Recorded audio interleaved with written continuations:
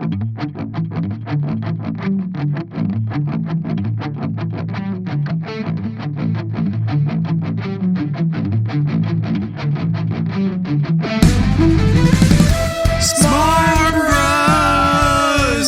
Yeah! So smarmy, so broy. We are getting into it today.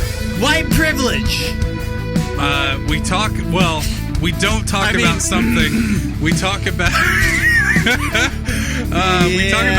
we talk about biometric ears, which leads us into Robo Talk with Rich.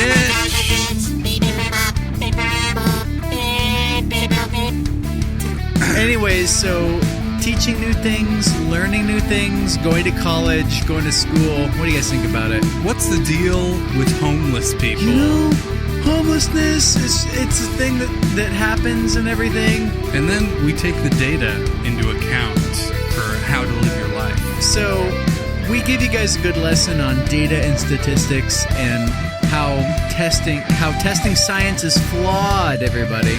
Doctors. Charles only sees Dr. Nguyen's. Dr. Nguyen, for various aspects of it. And we talk about podcasts, the costs of podcasting. And of course, no episode of the SmarmBros would be complete without our presidential Smarm-lection coverage. And dentists.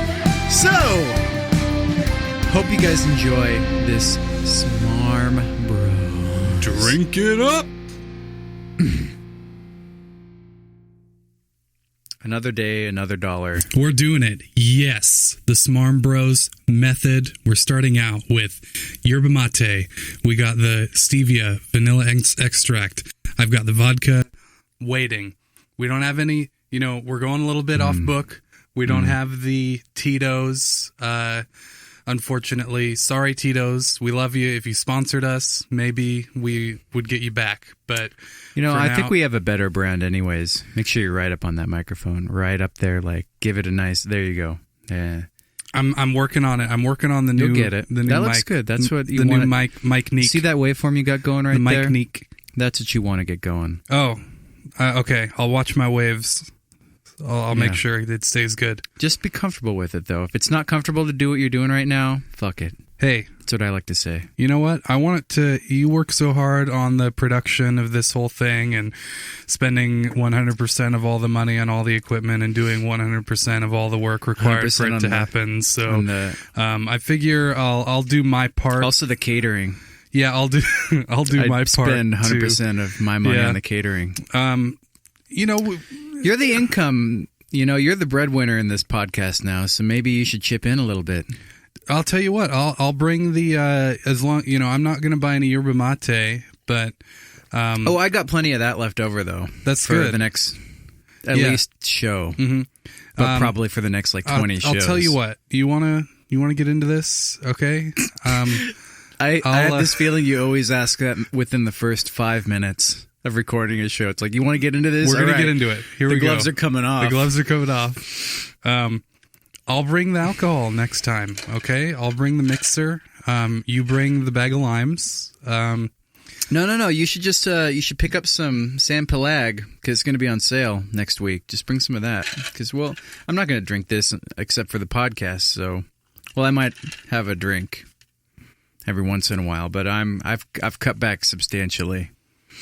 So, I've been on the frugal subreddit, R frugal, trying to. I'm familiar. Yeah. Oh yeah. Frugal, eat cheap and healthy, Sunday meal prep, all of those. I'm all over that. I was thinking about somebody told me recently that they can't afford to eat healthily, and I've spent nothing on food in the last 2 weeks. I've spent $20 or $30 on food for 2 weeks, and I haven't eaten it all yet. You're practicing poverty, and that's good. That's something you want to get used to. I only eat one meal a day, though. Maybe that helps. Yeah, that's been well established. It's been well established. Your 1 meal a day situation. Situation? What do you mean situation? The situation that you've created for yourself in your life. I've created. That's exactly what I mean. Tell me what you mean. How have I created my one meal situation? I can't imagine being any more clear than how infinitely crystal clear I just was.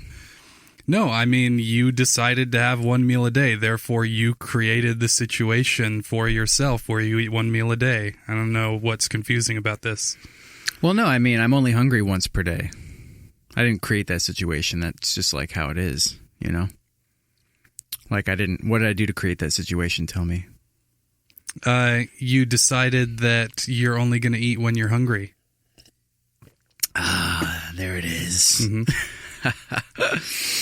I do have some coffee going though right now. I get kind of tired in the middle of the day, like around 3 or 4. I don't think anyone can relate with that. Nobody takes naps. Well, I was just thinking, like, I've made a lot of changes in my life, but I'm still kind of naturally. I need like a siesta. I think I'm part Mexican or Hispanic. That's racist. Okay, Hispanic. That's well, racist. the siesta's a Hispanic thing. It's a thing. Businesses shut down for a period of time in the middle of the day for the siesta. I thought it was just in Spain, it's not in Mexico, right? Lo Hispano, that which is Hispanic. I don't know if it's just in Mexico. I'm pretty sure I'm it's saying Spain. Hispanic. I think it's a tradition though. I understand that is what I'm trying to say. I think there might be a genetic causal link between me and the siesta. You're saying you're Hispanic. Is that what you're saying? No, I'm just throwing it out there. I could be. I don't think people will appreciate how you, with your white privilege, are trying to appropriate the Hispanic culture. Are you talking about like Tumblrinas and like social justice warriors and that kind of stuff? I'm talking about everyone who understands what right means. Yeah. Yeah. Well, they might be correct and I'm maybe incorrect. So I'll give them that. But I'm not trying to speak in absolutes here. I'm just trying to explore every possibility. You know what I'm saying? Like the possibility of taking a nap midday. And having a genetic link to a lineage. There is no genetic link there. You cannot create a genetic link. There is not any Hispanic genetics in our family, in our bloodline. They are very white. You can't just say, I'm going to establish a genetic link, unless you're talking about like for future generations. Unless you're saying like, you're going to go find a Hispanic woman and procreate. That's how you would establish a genetic link. If I haven't made it clear, I'm down with the brown, okay? If you're brown, I'm down. That's all I'm trying to say, okay? Nothing you're loco for cocoa. I haven't heard that one before. That's good. I just came up with that. I'm giving myself a pat on the back. Loco for Cocoa Puffs. Cuckoo for Cocoa. Why wouldn't they just say loco? You know, in that slogan, cuckoo for Cocoa Puffs. Because then white people wouldn't eat it. Yeah, maybe there is some racism going on there. There's racism going on everywhere. White privilege. The patriarchy. We were just talking about white privilege. We have a relative that's really racist. Institutionalized racism. We have a relative that's really racist. Like and I thought about him this week. Many relatives. I know at least one. I know at least one that's like, you know, he openly will speak super racist. Yeah, I mean, we both know this person. And I know which one you're talking. We don't even have to say his name. Well, he's dated. The weird thing about it is he's dated like Latina chicks and stuff, you know? And it's like, dude, like, you're sitting here talking about hating Mexicans and then you're dating a Latina chick. Like, what's wrong with you? You know what I mean? Maybe he hate dates. Maybe he's a hater. What do you mean by that?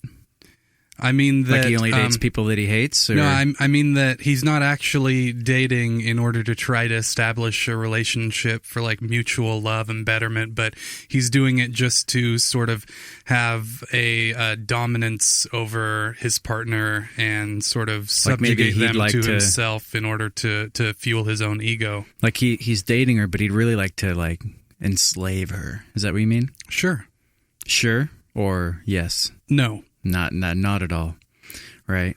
Maybe he's dating her because of his white privilege. Like it's that's like exactly what I'm saying. He's able to see if he wasn't white, he wouldn't be able to date her. It's the same way, like Wait, is it white privilege with a capital W? It's all caps.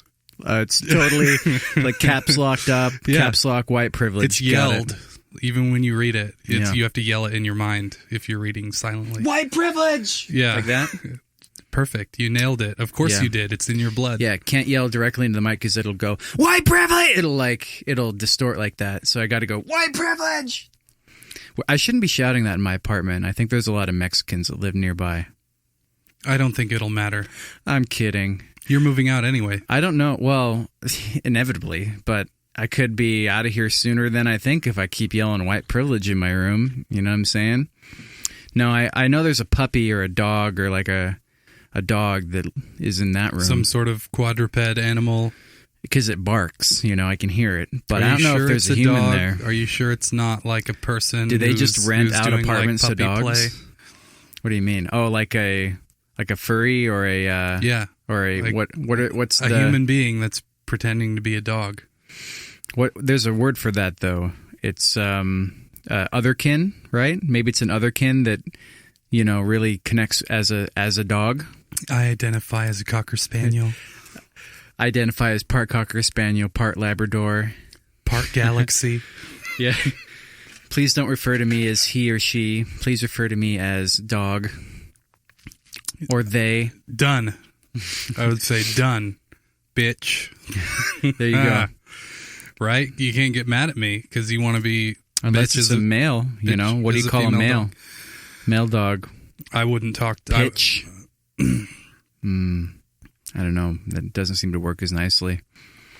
Yeah, I wouldn't continue speaking to a male who tried to pull that shit. White privilege is weird. Like, I get that. I mean, as a white person, I wish I had some. Like, I want some. You know what I mean? Like, everyone's telling me that like this country and the world is ruled by my race, but I really haven't seen any of the benefits other than just like not getting thrown in jail for no reason. Well, I guess there's some that like even shouldn't we get like a stipend or some kickbacks or something for from the higher ups? Well, I just think if I get pulled over, I don't have a fear of getting shot and killed like non-white people do. You know what I mean? Or I don't have a fear of always getting a ticket no matter what, of getting pulled over. Like, although I've only been pulled over, well, out of all the times I've been pulled over, there's only been 2 times where I didn't get a ticket. So, and I've been pulled over more than 2 times. So, I mean, that's what I'm trying to say. I have black friends who they fear for their lives when they get pulled over by the police. You know what I mean? Hashtag Black Lives Matter.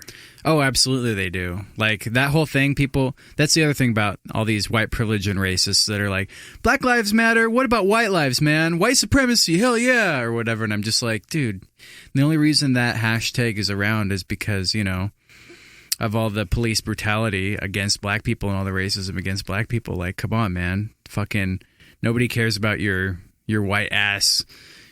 I guess that's one area where I can see there being like a racial connection. It's like, come on. You know what I mean? Get with the program, police officers. Spread your injustice equally amongst the races. I thought about trying to become a police officer. Did I talk you out of it? Because you mentioned it a few episodes ago. I didn't talk you out of it, did I? No, I don't remember mentioning it. Oh, we were a couple of drinks in. That makes sense. I talked about my job sitch. You talked about your job sitch, right? Remember that? Oh, yeah. The starting to bring it up. The sitch update. Kind of, yeah. It'll be live pretty soon. So we're a couple weeks behind on getting everything posted and everything, but everything's not posted. So that's a great way to start this whole thing. Talking about serious topics like white privilege and social justice warriors and otherkin and all sorts of stuff right there. Just right off the bat, gloves coming off, in your face, kicking sand in your eyes. I mean, I think one of my biggest goals for spreading diversity is to get a non-white person in my Dungeons and Dragons group, which is going to be really hard to do. Is it just because that's such a nerdy thing and you don't know a lot of black nerds or something? No, I know plenty of non-white people, but it's just I can't say why. None of them have any interest in doing it, and it just so happens that all the people I got to be in the group are just the whitest. Hashtag Black Nerds Matter. That's what I'm proposing for this episode. We can recruit one from Twitter. There's got to be a local one that we can find on Twitter. You think so? Yeah, or some platform. It doesn't have to be Twitter. It could be Facebook. It could be either Facebook or Twitter. Yeah. That's pretty much it. So, any of those social medias, Facebook, Twitter. There's so many of them. You know. I just read an article that said that Twitter's lost like billions of dollars over the last 5 years. Isn't that crazy? Aren't more people using it now than ever? I hope they're going to be okay. I mean, I'm not worried at all, actually.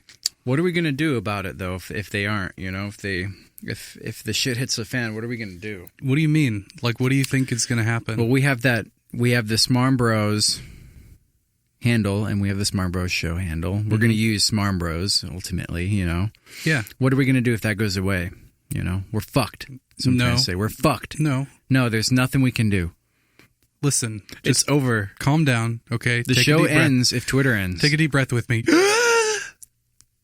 Whoa. Is that what how your therapist tells you to take a deep breath? Take a deep breath. Do you have to make that? Do I have to make that sound? Like that's just what I sound like when I take a deep inhale. You don't have to try to make it's not about making a sound. It's about taking a deep breath. Here I go. Okay? That was perfect. Do you feel... Can I exhale? Yeah. Okay, so it's in... Okay, so wait. There's a process to breathing, right? Okay, it's so 3 seconds in, for me, hold for 3 seconds, 3 seconds out, right? A breath is a two-step process, okay? First, there's the inhale, and then there's the exhale. So when I say breath, I'm talking about both of those things. Oh, it's like that Bush song. Breathe in, breathe out, breathe in, breathe... Right? What's that song? Yeah, Machine Head. Got a machine head! Yeah, it's like the song. That's how you breathing know in and breathing how to out. breathe. Two-step process, machine head. You do both. Gotcha. Yeah. Got a machine head! No, what you're talking about is actually called square breathing. Better than the rest! Just a quick aside. Green to red. Just a quick aside, if anyone wants to try it, it's actually really... It's good for heart rate variability. It's an interesting thing to do. So 3 seconds, 3 seconds, 3 seconds. Well, the idea is square breathing. So it's you inhale over, and it doesn't have to be 3 seconds. Credit it could card be 4 seconds square. or whatever. 2 whatever time you want to set. But the idea is, let's say you're doing 3 seconds. Yeah, you inhale over 3 seconds, you hold your breath for 3 seconds, you exhale over 3 seconds, and then you don't breathe in again for 3 seconds. So that gives you the square. So, and ideally... So it's actually a 4-step process. It's not 3. Right. And ideally, you want to, when you exhale, you want to get all of the air out of your lungs. Like, so you're almost... At the end of the 3 seconds that you're holding after the exhale, it's almost like you're panicking. Almost like there's a vacuum, like sucking the air out of my lungs. Like maybe I should get one of those food saver things. And you just have muscles that can do it. Like you don't need any sort of machine apparatus. This could be a good bullshit product we can come up with and like sell on our website, like the air out of your lung-o-matic 5000 or something. I feel like that would be extremely dangerous. Oh, incredibly. In fact, we don't recommend that you use it. But it's on there and it's $400 we could probably fucking only sell it in Mexico. Dude, the race. You got to check your white privilege, man. We got to stop that shit right now. I'm nipping this in the bud. I love my brown people from Mexico, and my most of my Mexican friends they look white, so I can't really say like anything about their skin color. That says a lot. That says a lot. One of them even says like I look so white that I'm Mexicant. Have you heard that before? Sounds like someone that would be your friend. Yeah, I defriended that person immediately after I heard that. I just want to say, because I was checking my white privilege. I'm saying I'm not having any of that. I'm defriended them because they're not Mexican enough. Basically, is what you're saying. Yeah, exactly. If you're going to be my friend, I need a diverse friendship. I need diversity in my friends. That's all I'm trying to say. I'm pro-diversity. I love diversity. Just to be clear, I just want to make sure we're clear, okay? Let's go clear. When you say diversity, you're talking about more non-white people in the white community, right? That's what you're talking about. You're not talking about bringing more more white people into a neighborhood that's predominantly people of color, right? Don't put words in my mouth. That's not what you mean by Don't diversity. put words in my mouth, Rich. I'm No, asking. that's not what I'm saying at all. Okay? I'm asking. When I say diversity, what am I? What am I? You're the whitest. I'm a white guy. I'm Irish. Got that Irish Catholic You've heritage. got your blue blockers on. I just have to wear these, you know. You don't have to. I think this is going to be like my thing for this show. It's hard for me to connect with you because I can't really see your eyes. Oh, really? Yeah. Oh, I'm sorry. We'll adjust that for hour 2. I'll fix that. I'll take them off. But I got to leave them on for the rest of the hour. Will you be okay? No. I'm hacking my vision, Rich. I'm trying to see better. That's all I'm trying to say. Okay. No, it's a legitimate thing. So I'm white. So when I say diversity, I just mean everything that isn't me, you know? Because I already know all about me and I understand my privilege, you know? I want to find out what other people's privileges are. So that's the first part of what I said. You're non-white people with, you know, being integrated with white people. Like, would it be easy for me to get a job as like a hotel housekeeper? Yes. No. Yes. No, not at all, because I've never seen a like white, non-Russian housekeeper. That's all I'm trying to say. Do you want to know why? Sure. Because most white people don't want to do that job. What if I want to? You would be able to. But, so you're saying, but I've never seen one, ever. So you're saying they just don't, like Hispanic people just want to do that job? Well, firstly, I don't think that you never seeing one. I don't accept that to mean that there Been in are a lot none. of hotels. I don't care. Lots of hotels. And you've personally inspected the entire maid staff and cleaning staff To make sure there's no illegals, because I don't want illegals in my country. Okay, vote for Trump. Yeah, I just need to make sure they're all legalized, you know. And they are, you know. Those staffing companies do a good job of keeping that list clean, if you know what I mean by clean, meaning legal. Okay, if anybody was wondering. I was waiting for it. It's important to clarify that. Anyway, you get what I'm saying. You get what I'm saying. We don't disagree. So, you agree with me. So just to be clear, you're suggesting that there's some discrimination going on, that a hotel will not hire a white person to do that job. What I'm trying to say is I don't care about white privilege. I care about, okay, what's your Hispanic privilege? What's your black privilege? You know? It's like black guys can go around saying the N-word all the time, and I can't do that. If I do that, what happens to me? Huh? I get shot, get killed, you know? Something like that. Because that's apparently what people do to people that say that kind of stuff. So, there's one privilege for you on top of the, you know, the hotel thing with the Hispanic population or whatever. The privilege of being, so just to be clear, you're adding that to the privilege that Hispanic people have of preferential employment. What about those Hispanic with the hotel people that hang out outside like a Home Depot? You know what I mean? What about them? Why can't white people get that job? You know what I'm saying? They can. No. Yes, no, they you're can. you're not seeing the point. No, you're okay? not seeing the point. The reason white people don't do that is because they're not willing to do that work for what people pay those people. Oh, that's silly. They are willing to do it. Well, why don't they then? Come on, they aren't willing. It's not that they're not willing to. Well, then why to. don't they? Because those jobs are locked down, okay? And that's a Hispanic privilege, and we have to recognize the privileges. I don't of all agree these with other this races. at all. Yeah. Your view on this is so warped. It's like you're looking through binoculars backwards. I'm just joking, by the way. Like, I just think privileges in general are stupid. You know? Yeah, it's easy to say that when you have the most. What would Cambodian privilege be? That's my question. Do you even know? Asian privilege? What's Asian privilege? Like, you know, white people like to say that Asians are good at math. But I know Asian people that suck at math. In fact, I was math tutoring an Asian person in high school.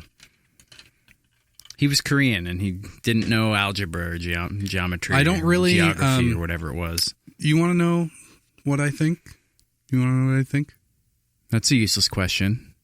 Just tell me what you think. Just tell me what you think. This is an open forum here. So, for us to express ourselves, you know what I'm saying? I've worked a lot recently over the last 6 months to a year of eliminating my mind, stopping my mind from operating from a judgmental place, or from an assumptive place. I'm not sure if that's a word. A place of making assumptions. So that, when it comes to sort of racial stereotypes, that falls in that category of making assumptions about what kind of person someone is, what kind of tendencies they might have, what they might be good at or not good at. You know, there's all these different things. And I just, I'm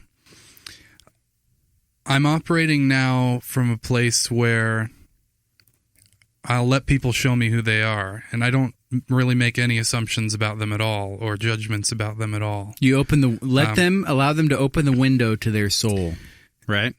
If I do make an assumption, the assumption is that they have amazing things, bits of wisdom, qualities that are hiding just beneath the surface that are waiting to emerge. That's the assumption that I make. Even Dishwasher Mike from Gateway to India. Everybody. System of a dish. You know, got to have a system. That's all I'm trying to say. Well, the bottom, if we want to talk about Mike, who we worked with my first job that I ever worked. Yeah, I worked with him, but did I really know him? No. Never got down to the nitty-gritty of Mike. I'm not willing to say that what kind of person he was or what kind of privileges did he have, because I really didn't know him. I just worked with him, and he seemed nice. But I'm even now looking back on it, I'm not prepared to make any sort of judgments about what kind of person he was. Like I've said in the past, though, I think at the end result for humanity on Earth is everybody's going to be like when you have like 10 different watercolor paints, you mix them together and it makes that weird brownish, grayish, blackish, whitish color. That's what everybody's going to be. It's going to be like this one weird middle of the mid-tone skin color. So racism inevitably is going to go away. Why? Because I think that's, maybe we won't see it in 50 years, but that's definitely going to be because where it ends up. There's always going to be a non-zero percentage of people who would prefer to be with their own race. And as long as that's true, we're not going to have this. That'll go away with time, I believe. I do believe so. I think if it did, it would have already. Well, it is. We're seeing it happen more and more, is what I'm saying. So that's true. It's becoming less taboo, Like, if I see a black chick and a white guy or a black dude and a white chick, like, I don't care. You know what I mean? Or an Asian chick and a black guy. Or an Asian guy and a black guy. Keep I'm saying? Keep going. There's more combos. Yeah. Or an owlkin and a her. Or here, HEER.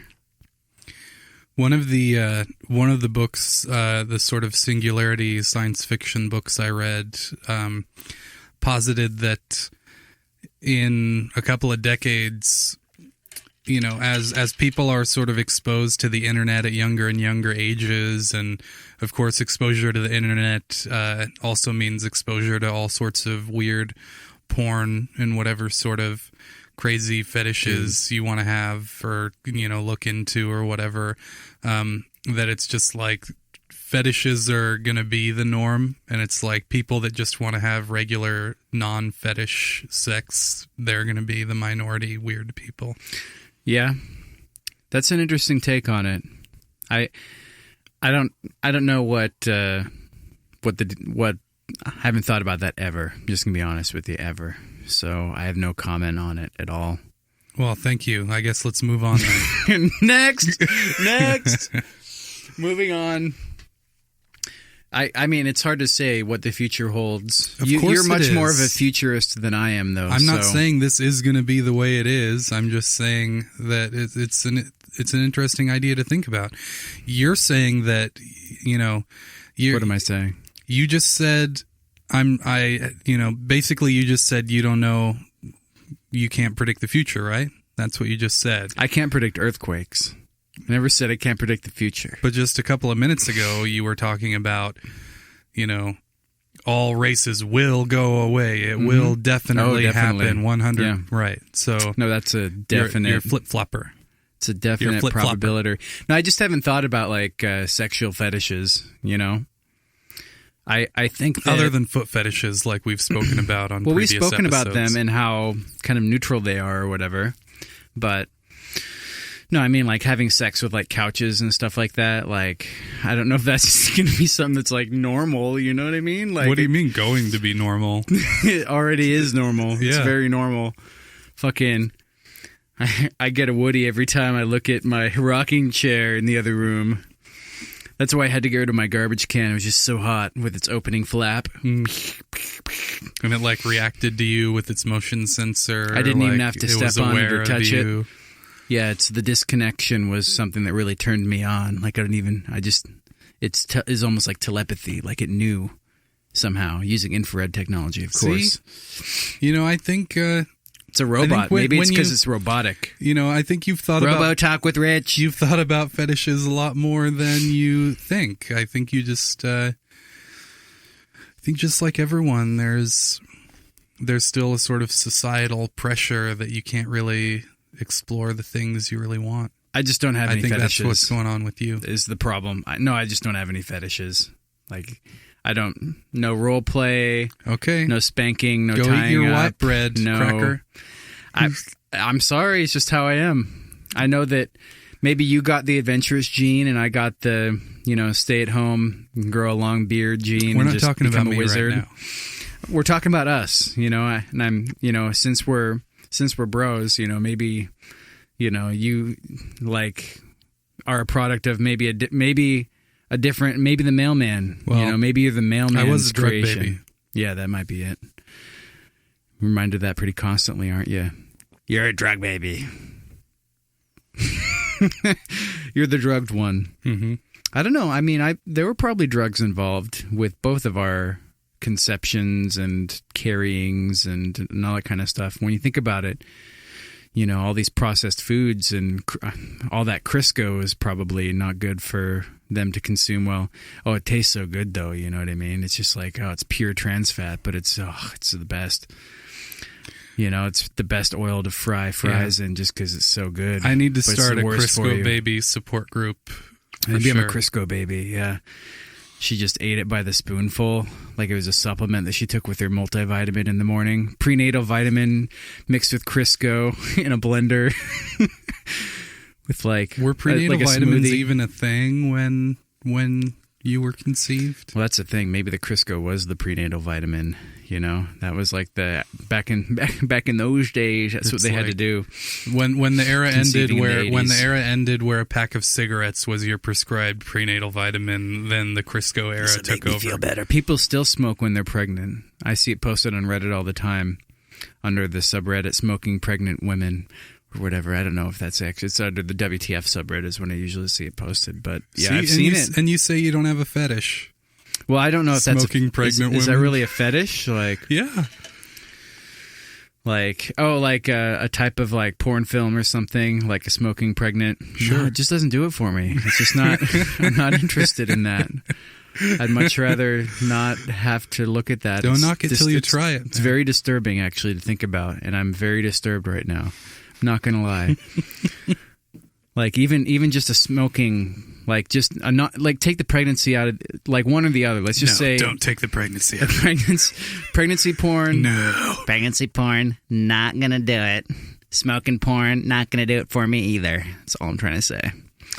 Again, you don't want to have a cigarette snuffed out on your genitalia.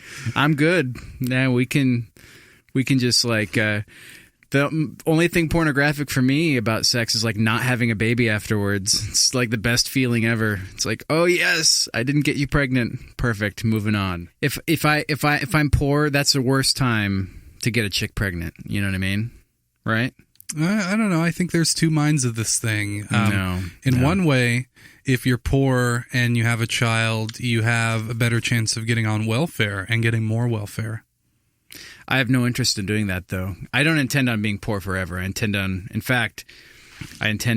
being pretty well off later on in life, when I'm 50, 60, 70, 80, 90, 180, whatever. Thank you.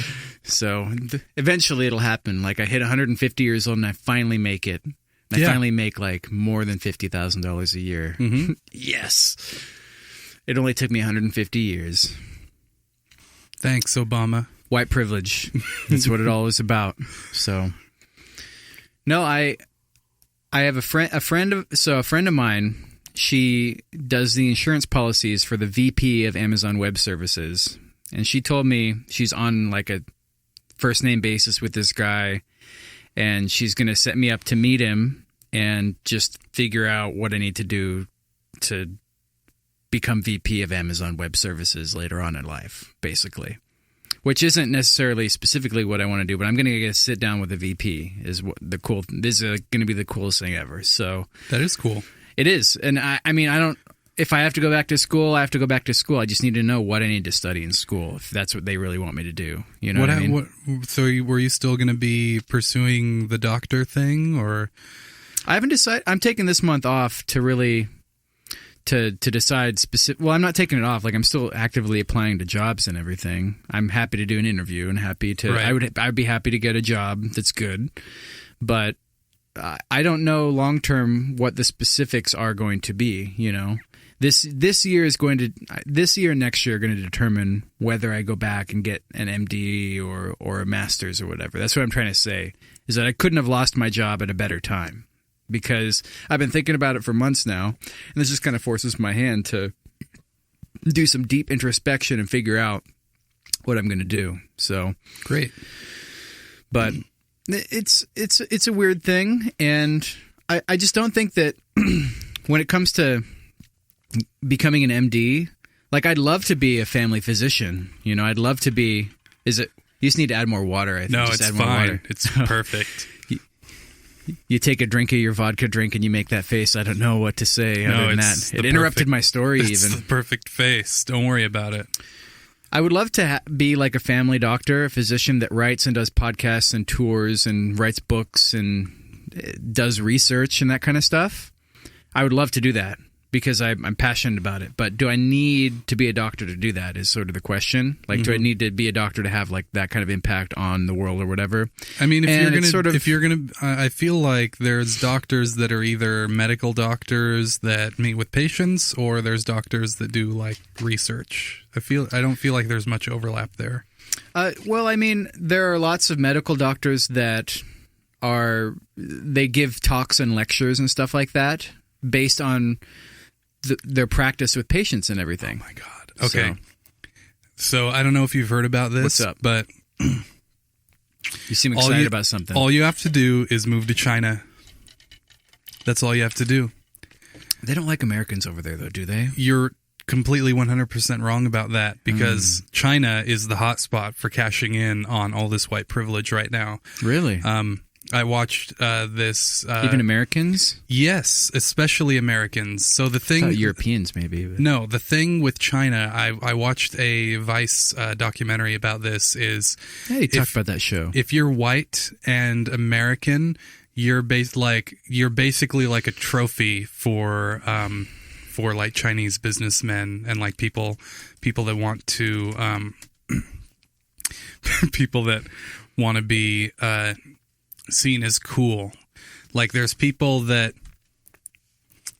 there's people that go to China and they make a living, they get paid to hang out in nightclubs and stuff, like white Americans, just to be like token white Americans at nightclubs.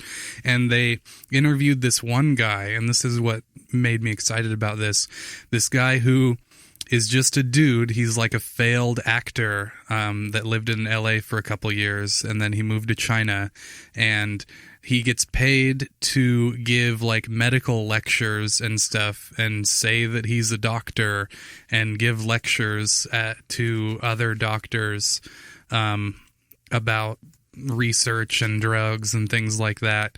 And he's just given a script of what to say, and he makes like the equivalent of like 6 figures here in America, but he's in China. So, I mean, as far as if you want to give talks and stuff, and not have to be a doctor, that's what made me think of it. I mean, that would be the perfect fit, I think. Yeah. I want to take some time and go to a couple of conventions that are in some of these other fields and see if I get a feel for whether I like doing it or not, and I like the people, and I can talk to some of the people that do it and figure out if that's a thing for me. But that sounds like a very interesting thing. I'm a bit afraid of like living in a foreign land like that. I feel like I should probably know Chinese if I'm going to go there. I should know Mandarin or Cantonese or something. That's not necessary. No. Which one's more popular, Mandarin or Cantonese? It doesn't matter. Oh, okay. Because fuck Chinese, right? No, it's the worst language that's in the not world. why I said it doesn't matter. I mean, just kidding. in like a year, like we're less than 5 years away from just like a universal translator app on your phone. Yeah, okay. Where as long as you have a phone with you, it won't matter what language. But wouldn't you need speak. a microphone on the whole time, and right? What do you mean? Like to translate, like if somebody's speaking Chinese to me, wouldn't I have to have like my microphone on to like have it pick it up on my phone and right? I mean, you would just have your phone out and it would be listening to them speak Chinese. Mm-hmm. You don't have to have a peripheral microphone. Okay. I just don't know how that would work physically. Like, I don't think microphone technology is there yet for phones. Like, it's not that good. It is good. I don't think it is. Like, I think you have to, like, talk into it. Like, I'd have to hold it up to their face and have them, like, say it. Like, I wouldn't be able to, like, stand over here. People record podcasts on their microphone or on their phones where they set an iPhone on the table and it picks up, like, 5 people around a table talking. Well, that's just different. Fine. That's different. So it's very different. It's a if microphone. I'm outside and there's cars going going by and I'm trying to have a conversation with somebody and we're on the street and it's me and, like, 5 other guys and they're all speaking Chinese. Yeah. And I have my phone out. It's not going to pick up everybody. It will. No. Because I don't believe it. No. I don't believe it. Just I'm checking listen out. to me. I'm listening. Because by the time, let's say it's 5 years, which I don't even think it'll be that long. You're saying not right now, but within a few years is going to be the case. Well, no, there's already technology right now. Like, have you heard about the bionic ears that are on Kickstarter? Bio ears? So they call themselves, I forget what the name of the company is, but you could Google it pretty easily. Is this like a robotics type thing? No. Are we in Robo Talk with Rich yet? No, or we're not. We're not there yet. No. Okay. So it's these. It's my most exciting segment. We gotta. It's Bluetooth. Yeah. We have RoboTalk with Rich coming up. Coming up. Don't worry. All right. So they're Bluetooth earbuds. You put them in, right? They connect to your phone, and because they have little processors in them, and they take in all the sound that's coming in. And basically what you can do with them is they're so fast and the latency is so low that they can isolate every different type of sound that's coming in to them. And the examples that the company gives about what they can do is, let's say you're on a plane and there's a baby crying and you just want to mute the sound of the baby crying without affecting any of the other sounds. You can do that. Okay. If you're at a concert and you want to set the equalizer of what the concert sounds like, you can do that. If you're in a noisy bar and you want to isolate the sound of your friend trying to talk to you, and they can speak at a normal volume and you can turn up their voice while turning down the rest of the ambient sounds of the bar. You can do that. So, like, that's already a product. How would it do that, though? Like in algorithms, bar, how would it do it? like just math, like I don't know. When the you're working with specifics of sound, how it's it very does it. hard to like cut out. There, like I have a processors. plugin. I have a plugin that I can use to cut out like white noise. I mean, that's a question for this company that just raised millions of dollars on Kickstarter for this thing. So I mean, this is the first generation of this technology. So maybe don't be an early adopter. Maybe wait for version 2.0. No, I mean, this is the reason why you can't do it on your computer right now, because it's a brand new thing that's just coming out. That's not even actually noise out canceling yet. isn't a brand new thing. It's been around for generations. Am I talking about noise canceling? Well, yeah, No. you are when you say you're at a bar and you're canceling out all the background noise. I mean, Well- that's exactly what it is. Well, then, why are you being so skeptical about it if it's just a normal thing that you can do then? Well, you can't do that, is what I'm saying. Well, I'm saying you like, can. it's incredibly hard to do that. Well, I'm saying it's not that hard. Well, we'll have to see how this product is. What's it called? I don't remember. But if you like Google like bionic ears, it'll pop up or whatever. Like we could probably look that up right now, but yeah, it seems like it's kind of robotic. So it's it's Doppler Labs. Yes. Okay, yeah. So they're like these molded little. They're just Bluetooth earbuds that listen to shit coming into your ear and can tell what all the different sounds are. Interesting. That'll be interesting to see where this goes. This might be the future, though. Like I could see this being like the future. Thanks for giving me that. At least that it might actually be legitimate. Like they're saying the product's going to be $250. I think it'll be a little bit more than that for like the good version. You know. Like, no, I don't know. Well, I'm just saying like that's a bit too affordable for if it really does exactly what you're like. I'd spend $250 just to get that baby on the plane flight to shut up. Good. You know? So, but it would have to work really well. But what I'm saying is like, this is a technology that a company has already made, right? That, asterisks, if their amazing claims actually turn out to be true, okay, which apparently you think it's all BS or whatever. Not all of it. I'm skeptical. Healthy skepticism is fine. It's, this technology, just like most technologies, like, right now you have to buy special earbuds for it, but in 5 years, that'll just be something you can do with the microphone on your phone. So that's what I'm trying to say. Like, it's not an interesting concept. It's not out of this world that this is all possible. Well, what they could do is they could just retrofit all babies with voice boxes and take out remove the baby's vocal cords, put it in a voice box, and then you can like mute the baby when it's on the plane. That would be the ideal thing to do. Yeah, I'm down with that too. Yeah. I support that. Well, that gets and then into it's like real. I wish they would have done that. I wish they would have done that with my voice box, because then it's like, maybe I could have a little knob on my neck that I could turn up my volume to the point where it's like I don't even need a microphone if I want to have a concert or something, and like I can press a little button to change how my voice sounds. Give myself a robot voice or a woman voice or like whatever. Yeah, it sounds very especially. So I'm down with that. I think you're definitely right that that's going to happen too. I think both these things are going to be concurrently happening. This would be like humans merging with robots, and we're getting to that point where humans are being transplanted by robotic technologies and like having a chip, an infrared chip in your skin that can just pay for things or whatever. Yeah. Or if you ever get lost, like you can just scan the chip and you're like, oh, that's who you are. That's where you are. I don't think that's necessary. I mean, I think for where we are right now, we're going to breaches our privacy though once you start to do that. We're going to be stuck with these little rectangles that we carry around in our pockets for probably the next 10 to 15 years.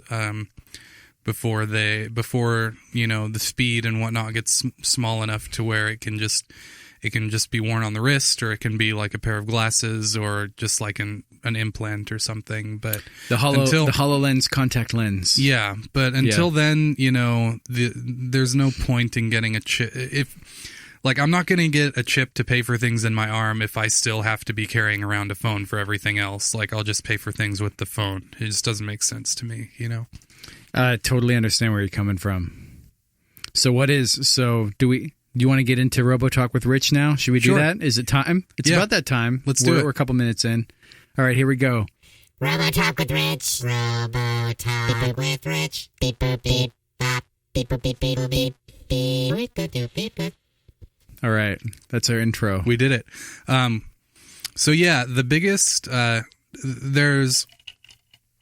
there's a video that a lot of people have probably already seen. I'm going to make sure we get this posted on our Facebook page of Boston Dynamics, a new sort of smaller-sized Atlas robot. Have you heard of Boston Dynamics? If you don't know the name, you've definitely seen their videos. They work with, I think they're partly owned or over, like, under the Google umbrella.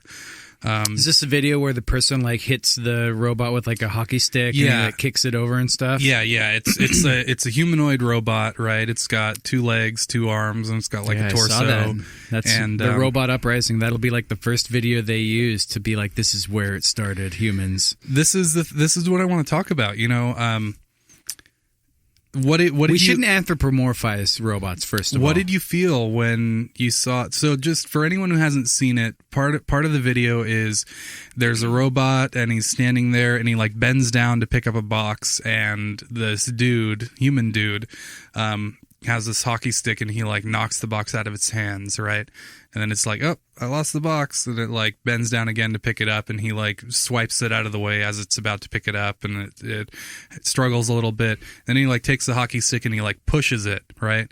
But the robot is good enough to like it rebalances itself and catches itself so it doesn't completely fall over. He pushes it down completely later on to where it's like on its face, quote unquote, and it demonstrates how it like lifts itself back up to standing. But did you feel yourself like, because you've seen the video, right? Yeah.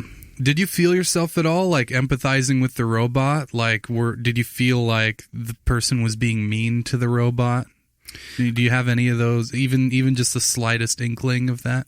Well, I felt like all of these postal workers asking for $25, $30 an hour to like deliver packages and stuff like that, they're going to be out of a job pretty soon, because this robot, it was excellent at like getting the package after it was kicked over and pushed down and stuff. Stacked it on a shelf. So all these postal workers in the Bronx and all these really dangerous places. Part of the video did show it walking through snow. Rain, sleet, snow. Dogs, all natural environmental disasters for postal service dogs. People. Yeah, exactly. Or UPS. The dog FedEx wouldn't even be able people. to smell it. It would just smell like wires and plastic. Yeah, it may be true, but who knows? Who's paying attention to any of that kind of stuff? I mean, the dog will be scared of it. Like, dogs are scared of vacuum cleaners and stuff, and it's like, shut up, dog. It's just a vacuum cleaner, but it's a robot, that's delivering a package. You think it'll, like, drop off the package and be like, beep, boop, beep, I need your signature, beep, boop. Beep. I think by the time we have robots delivering packages, you won't have to sign for it. It'll just be like, look into my eyes. No, it'll just be like, iris. hold up your phone, and because your phone will be your identity, basically, probably. But what about all these people that live in like, Kansas and stuff that don't have these fancy smartphones? Somebody's just calling into this radio show I listen to. He's talking about this. Nobody around here has them smartphones. It's like, well, how the fuck are you calling into this show, buddy? You know what I'm saying? On a copper wire. I'm calling in on an ISDN line. You're in your fancy app. What the hell is an app, anyways? Yeah. But the reason I bring it up is like my roommate watched the video and he said he had a comment that he said it's mean. It's mean what the person is doing to the robot. Did he get like legitimately upset and stuff? No. But he just said that like. And it's like, even that is... No, they're just testing out hardware, I think. Right. That's how I see it. It's... But it brought up this thought that it's like, this robot, it doesn't look like a person, right? It's generally humanoid shaped. It has like a torso. It has bipedalism, and it walks... two arms and two legs. Yes. But... people already have, even with just this rudimentary thing that's obviously a machine, people are still empathizing with it. Right? Oh, certainly. And I think about how much stronger that's going to get when the robots actually do look like people. When they look like they have skin and like humanoid faces and expressions and whatnot. Ex Machina style. Sure. That's what you're talking about. Gotcha. I think it's going to be really interesting to see how it goes. How many people are going to be fighting for robot rights and whatnot, or leave robots alone. You can't be mean to the robot. You have to treat them with respect, right? We shouldn't be anthropomorphizing robots. We shouldn't be anthropomorphizing animals. I agree. Shouldn't be anthropomorphizing anything except for humans. now, until the robots actually have like a sentient consciousness, which I do think is. I don't know, but I feel like that's OS where X 20.1. I feel like that's where it's going to go. That's where it is. Once the sentience is in the shell of the Steve machine, Jobs. Then we can start giving them CEO some empathy. Yeah.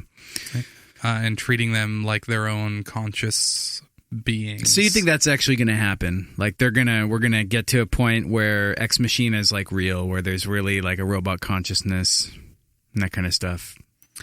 I think that the evidence of the curve and advancement of technology and computing and our understanding of computer programs, so far it's only been accelerating and not slowing down. It's only been getting more complex and better and better and better and not slowing down.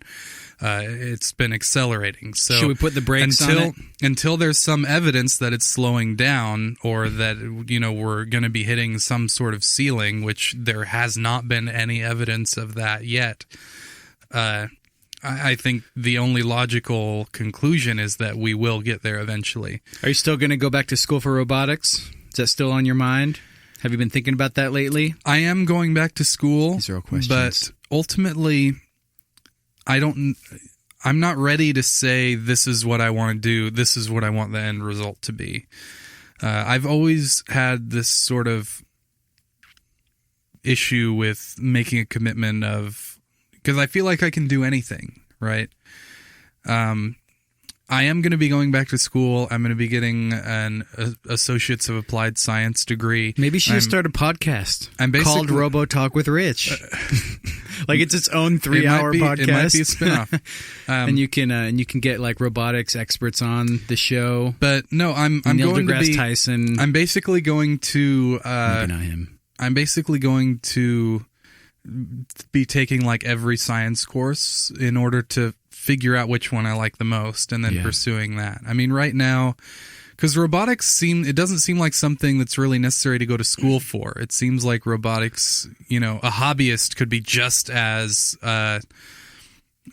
successful. If you're just at home and you've never gone to school for robotics and you build an extremely amazing robot and put it on YouTube, you'll get hired by NASA. Like, you don't need a piece of paper that says I also went to school All for you got to robotics. do is be Muslim and make a clock that looks like a bomb. So there you go. Robotics degree. I'm thinking achieved. I'm thinking biochemistry is probably the best bet right now. And Like making synthetic blood. A lot of the jobs I've been looking at, they don't really care. They're just like, we'd like you to have a bachelor's in chemistry or biology or physics or some sort of science. Like, they don't care that much about, as long as you have, we need proof that you've worked in a lab and used a microscope and centrifuge at the college level. That's all they really care about. Have you thought about Harvey Mudd or any schools that you're going to go to, or are you just going to just UW-T or something like that? Like, have you thought about that? Actual location of study? Or are you waiting until Sanders is elected president and college is free everywhere? No, I'm not waiting. To me, I guess I've never really understood the big deal about what college you go to. It's going to be somewhere local, most likely.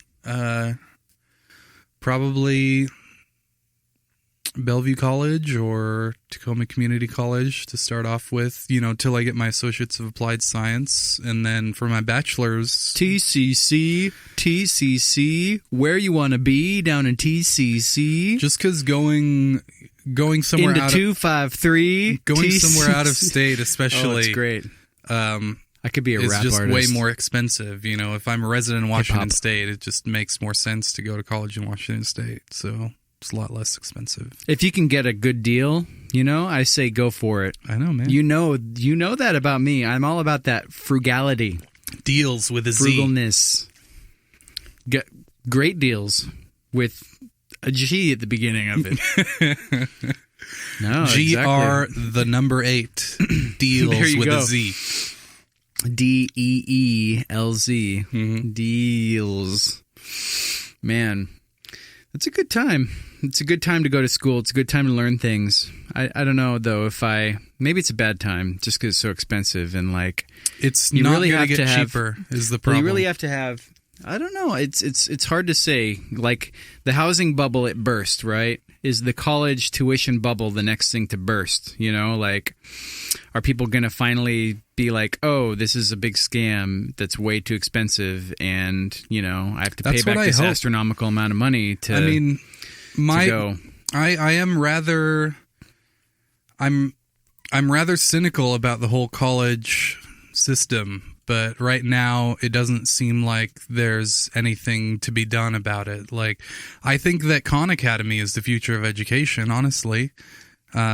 Just like everything's online and it's sort of gamified and it's really easy and amazing to learn and it's in every language. We should see if they want to sponsor the show. They're on like every podcast. Yeah, I think, just right? No, I've never heard them advertise on a podcast. And Oh, I just have. completely free and all around the world. And you just need the internet. You just need to get people to respect your Khan Academy, achievements or whatever as much as they respect a piece of paper from a university. And then at that point, like, universities will be like, okay, we got to lower our prices because these guys are taking all our biz, right? We need like the Uber of college. You know what I'm saying?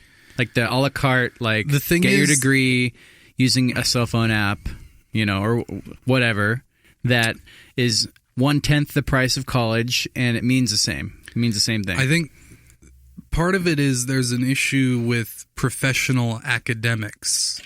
Like people who they're going to college and they're basically their only job opportunities with what they're learning is going to be employed by a college teaching what they just studied. The circle of why bother is what Right. that's called. Mhm. Yeah. It's like, oh, what are you studying in school? Oh, anthropology? Oh, nice. What do you want to do with that anthropology degree? Oh, well, for your information, I intend to teach. Oh, teach what? Well, anthropology to anthropology majors. Exactly. Wow. That's great. So as long as there's this huge force of people that are still going to school and getting anthropology degrees so that they can teach anthropology or philosophy degrees or whatever you want to have, these people are all going to want to protect their jobs, and they're not incentivized for the system to change from the way it currently is. This is another reason why people shouldn't have kids, because your kid's going to grow up and he or she is going to want to get a philosophy degree, and you're going to want to murder your own kid. You should have kids. Just make sure they learn how to code.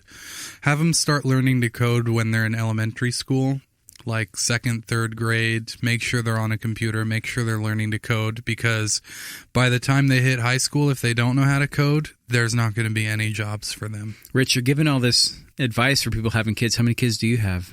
None, but I want kids. There you go. Ladies and gentlemen, don't take advice from somebody who knows nothing about kids. That's good advice, though, I got to say. I got to agree with you. It's great advice, but Thank you. we can't officially give advice on this show about I having can give kids. as much advice as I want. Not until you have them. Yes, I can. Because they're going to grow up and they're going to be like, they're going to do the exact opposite of what you say, because they're going to go through that rebellion phase where they're like, I hate my parents, blah-bitty bloop, blah-bitty bloop. And they're going to like, instead of coding, they're going to be like shooting heroin and stuff. Like, Well, no, I mean, I wouldn't force my kids to code. If they really don't want to use a computer, then that would be who they are, and that's just fine. But They're gonna be like, fuck coding. That's not the kind of parent that I am. I'd be a parent like our dad was, and just be like, hey, do whatever you want. I'm here to guide you, however much guidance you want. E equals MC heroin or something. Just because all kids are going to be addicted to heroin in the future. Have you ever That's taken kind of the idea? There's this, I forget what the name of it is, but it's a personality type survey. Yeah, I'm like INTJ. Yeah. So that it was amazing when I took it. My therapist actually recommended doing it, and Did you do like the Myers-Briggs or one of those? Or do you remember what it was? like 17personalities.com Yeah. or whatever. But yeah, it's the thing where you come up with the acronym. They're a lot of them are similar, yeah. Yeah. But yeah, it described sort of what type of parent my personality test generally, my personality type generally is. And I was like, wow, this is exactly the kind of parent that I would be. It's like perfect. Well, the other thing is, I think, if you're going to have a kid and you think you'd be a certain type of parent, you never know what you're going to get, first of all. You could end up raising the person that is like the perfect child or whatever, but then he shoots up his elementary school or something. You never know, first of all. There's What's always your a percentage chance, right? Yeah, what's the point? No, I But- mean, what's your point? Well, Don't have kids? yeah, that's one reason. But another reason is like, so if you are you going to parent and then have like Like a mother, or are you going to like do what the gays do and like get a surrogate parent and like just raise a kid solo? I've thought about that. Like if I wanted to raise a kid, I'd probably do it solo if I could. No. Because I don't think I'm ever going to trust somebody enough to like raise somebody as like a, you know, a father and then a partner or whatever, you know, like I'm never going to trust anybody enough. That's... Never. It's just not going to happen. It makes me feel sad. It's just how I am. It's just how I am. I trust myself more. I love myself more than I love anybody else. Let me put it that way. Okay. So that makes me feel sad. Don't feel sad. It's not like a sad thing. It's a reality of life. I've never had a feeling like, oh, I want to make a baby with you. Like I've never thought that to myself. We would make such great parents. Yeah. It's never ever come across my thought process. And then when I think about it, like, oh, if I'm going to have a kid, I'd rather just raise it by myself, you know? That would, and then at the end of it, I'd be like, oh, well, there are plenty of kids out there with no parents. I should just adopt a kid. That seems like the most charitable thing to do for humanity, you know? And then they're going to have better genes. Like our genes suck. I'm just going to be honest. Like our genes suck. Bad backs, lots of other problems. with skin and overall health, diabetes, dying of heart attacks, getting lung cancer, getting all types of cancers. Like this is a horrible gene pool to be part of. Let me just put it that way. Like look around, look at all of our relatives, you know what I'm saying, that are our age, cousins, aunts, uncles. Not that our aunts and uncles are nice, our cousins are nice and everything, but just look at the genes only, you know what I'm saying? There's just nothing. How many doctors are in our family? Let me put it this way. How many doctors? How many scientists? How many mathematicians? How many people who are wanting to change the world? Just me and you. That's it. Right? Think about how lucky that is.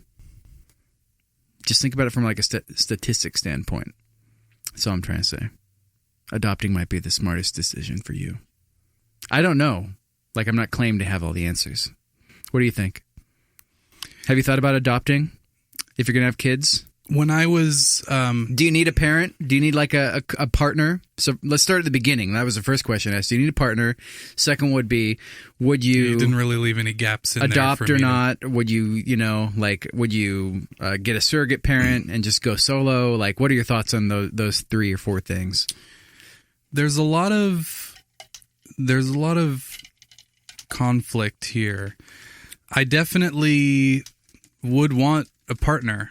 I feel like for the entirety of human history, there's been this sort of like 2 parents of the children situation. I don't think there's anything wrong with that. I feel like that system has worked pretty well throughout the entirety of human history. So I don't really see any reason to shake that up. So, I mean, me personally, I would, because I'm heterosexual, I would want a female to be my partner.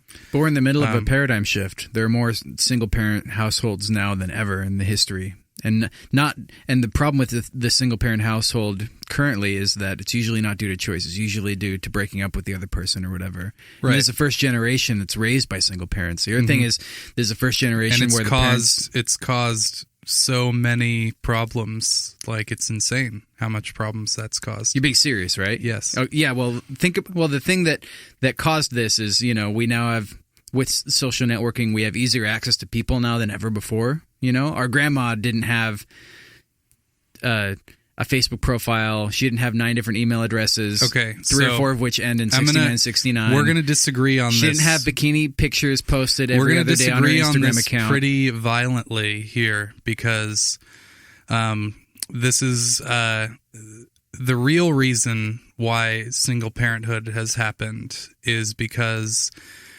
the government has agreed to take the place of the man in the relationship for the women.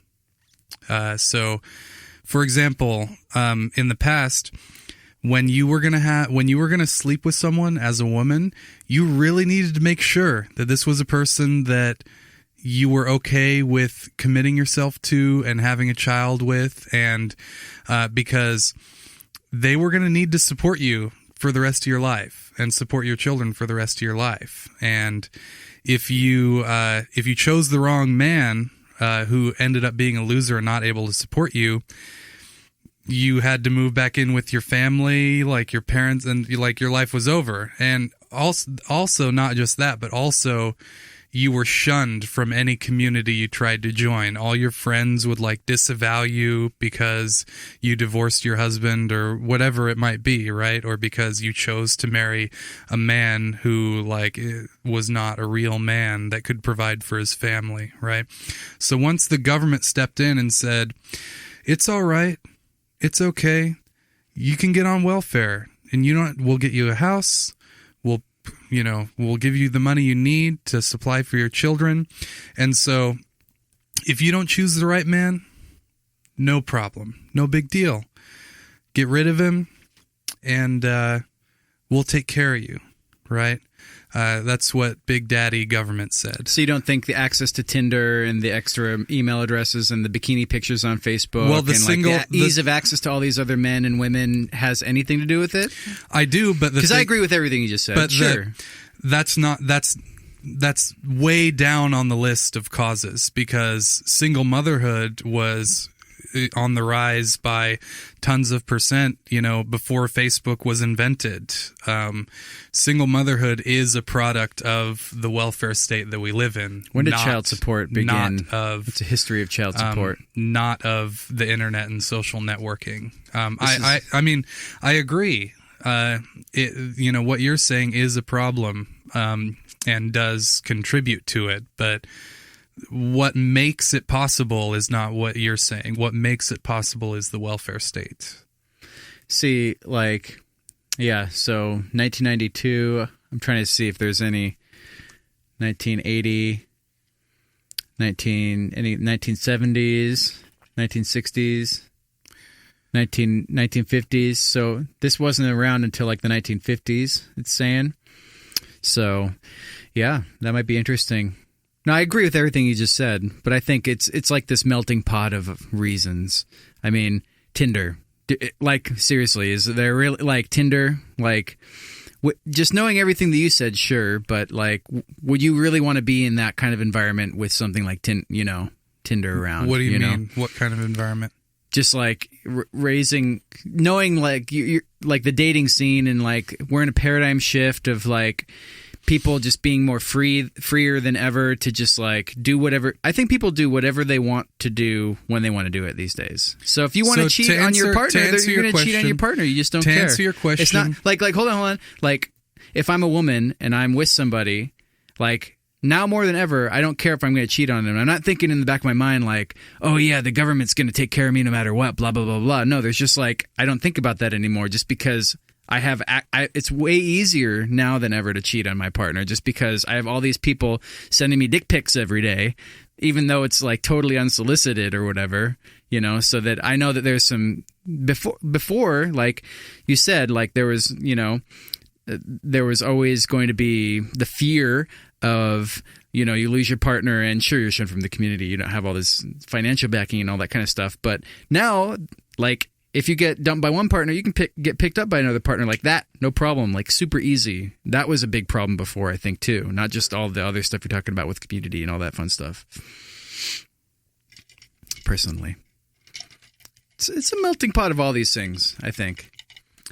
So it's not just women. It's also guys. There are dicks out there, too. Do you think that... Useless shitbags. Do you think that the possibility remains for two people who are like committed to each other and like in love, and that they're not going to cheat on each other and they're in it for the long haul, like in a monogamous relationship? Yeah, absolutely. Is that still possible? There's always a needle in the haystack. Somebody's always going to win Powerball this week. It's definitely a possibility. But chances are no. Like, I think on average, you're more than likely going to get divorced. If you're thinking about like this in terms of like being married to somebody or whatever, you're more than likely going to get divorced. So first thing we need to do is get the government out of marriage. First of all, that should just be like a religious thing. That should just be something that the government doesn't get involved in at all. But there's this documentary on Netflix called Divorce Corp. If you haven't seen it, you need to watch it. And I think that getting government out of marriage is going to be really hard to have happen because of how much money there is in divorce. A ton of money. So, yeah. It's similar kind of things, being with somebody forever, getting married. Does that answer your question? Yeah. Yeah. So it's possible, but it's not likely. So I think that like I'm just saying, if you want to be like totally foolproof, you're probably going to be best off figuring out a way to raise a kid solo and I be think happy. the idea of eliminating the possibility of any sort of doubt in your life is a fool's errand. Sure, you can say that no matter who you get married to, no matter how well you think you know the person, no matter how committed you both seem to be to each other, yeah, you have to concede that there is a non-zero probability that things might go south. Things are going to go south. There's a likelihood. In fact, a larger likelihood than they won't.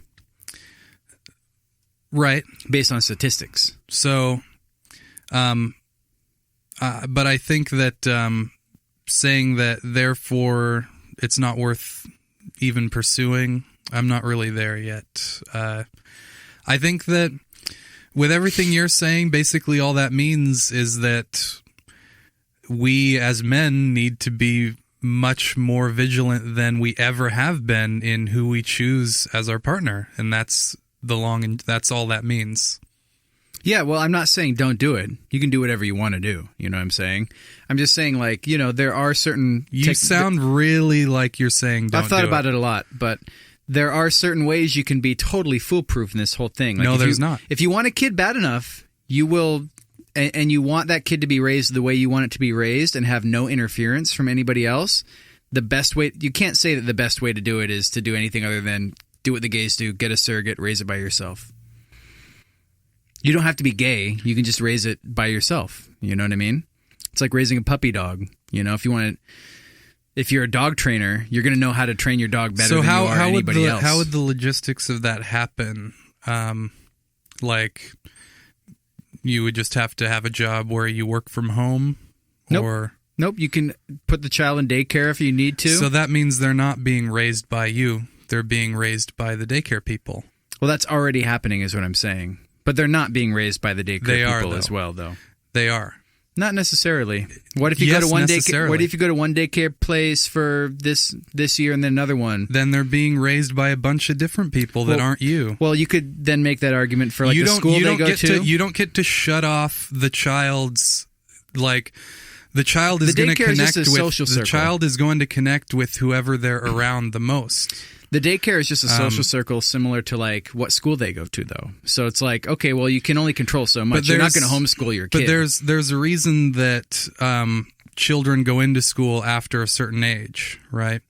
It's because this you can look this up in, psychologists and neuroscientists have figured out the stages that our brains go through as we develop as children and at what point we make the strongest connections in our lives and to who or to what. This has all been figured out. So when you put your child in daycare, they are not going to connect as closely with you.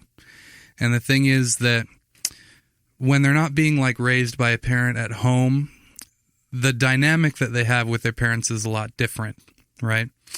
Let's say you're working full time and your kid's going to daycare, you wake them up in your morning. What does your morning routine look like? Is it quality time? No, it's conveyor belt time. It's okay. I got to get you ready. I got to get you dressed.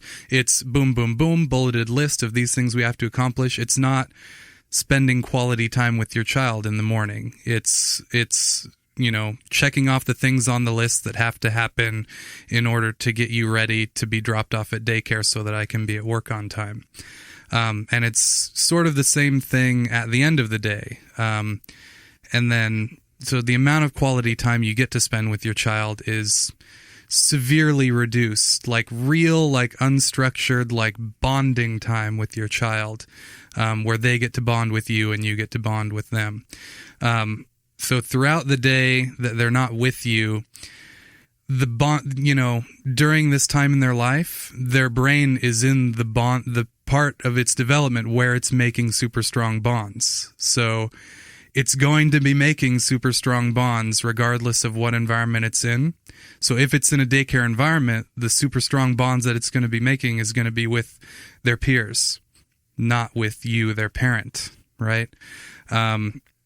So if you're okay with your child being more bonded to their peers than with you, it's fine to have them in daycare, sure. But again, this goes back to like who's raising who. Like if your child has a stronger bond with their peers in daycare than they do with you, their parent, like how well are they going to respond to whatever life, you trying to raise them or whatever information you're going to try to impart to them. And I don't think there's a definitive answer, The modern American family is nothing like what you just described, though. Here's a modern American family. So first of all, there's more dual parent working households I'm not than coming ever. at this. I'm not coming at this from a place of this is the majority of what's happening right now. We gotta be realistic about it, though. I'm not saying that this is what's happening. I'm saying that there is, in my opinion, there's a certain way that children have been raised for centuries and centuries and centuries that is not, you seem to be saying that there's no point in trying to do it that way anymore. Is that what you're saying? Not really in America. No, because you already have two working parents that they want to have a kid and they're both still working, okay? One doesn't suddenly stop working forever to raise a kid. And that it's can not happen, forever. It's but that until doesn't, they're 18. That doesn't happen. Usually, or until they're in high school, usually. If she has a job and she makes a lot of money, she's not going to stop working. Just real quick. Everybody I know a lot of people that have kids, and they don't stop working for 18 years. Do you agree that never stop happens. working forever is so? You think they have to stop working forever, you just said. Not even 18 years, not even 1 year. They can stop working for like 9 months. A lot of companies will pay maternity leave. So just to be clear, though, but then they have to go back to work. The only option that you just gave is for them to stop working forever or for 9 months. Well, you were saying that one parent has to be the stay-at-home parent, the home. I never used the word "has to be." Well, I said it's there. That's one way to. Well, do what are you things. trying to say then? That. That's how is it going to work without one parent staying home all the time, other than sending him to daycare or sending him to somewhere else? So if you want your child to bond to the parent as opposed to their peers, then one parent does need to stay home during a certain period of the child's childhood. Yeah, for the first 9 months. That's usually how it is these days. When that, because most parents are so you're incorrect. Now. Okay, just real quick, you're incorrect. That because the bonding doesn't just happen during the first 9, what I just said of if you want the child to bond more with the parent than with their peers in daycare, it needs to be for longer than just the first 9 months. Yeah, just but that's to just be not clear. happening. That's all I'm saying is okay, I'm I just get talking that about it's you. not I'm just talking about you. I get that it's not happening, but it can happen, right? It's still a possibility, right? It's incredibly rare these days. That's all I'm trying to say is I get what you're saying is that it can happen, again, but like I said earlier, doable. Somebody can win Powerball. It's completely doable, though. But it's not. I don't know. If you, it is completely doable. It's not as hard as winning Powerball to have one parent stay at home. It's not anywhere near as hard as winning Powerball. It's as easy as one parent staying home. Well, let's say you and your wife. One parent staying home is not anywhere near as difficult as winning Powerball. Think about it for a second. Do you agree or disagree with that? Think about it for a second. Do you agree or disagree that it is much harder to win the Powerball than it is for one parent to stay at home and one parent to work? Not at all, because you end up having to go from you make $50,000 a year, your wife makes $50,000 a year, you make $100,000, and then you add an extra person to the equation. Can we agree that you stop using the win Powerball? No, that's a great example, but let's move on from that. No, because you just agreed that it's not anywhere as close as difficult for one parent to stay at home as for one parent to win Powerball. So you can't say that and then 2 seconds later say that it is the same. You just said two completely conflicting things. You need to move on from that. We're moving on. So stop saying it and I'll move on. $100,000 a year household. It's not anywhere near as difficult. Oh, great. Let's move on. So $100,000 a year household. Okay, 2 people. So you're living off of $100,000 for 2 people. You have to go from that to $50,000 for 3 people. So you end up making about a sixth of the amount of money. You have to spread a sixth of the amount of money. You have to live on a sixth of the amount of money that you made before. Yeah. So it's about as possible as doing that. So if that's something you're able to do, then go ahead. But that's not what American households are doing at all. That's all I'm trying to say. I agree it's not what they're doing, but it is completely possible. And it's not happening either. Like, I know a lot of people that have had kids, and both parents work, and both parents end up going back to work after their maternity leave or their paternity leave is over. So just, I don't see it happening. I see it happening about as often as I see people winning Powerball. That's what I was trying to say. So if you want to make it, if you want to say one's harder than the other, or the odds are the same, or the odds are different, I don't care. I'm just throwing stuff out there.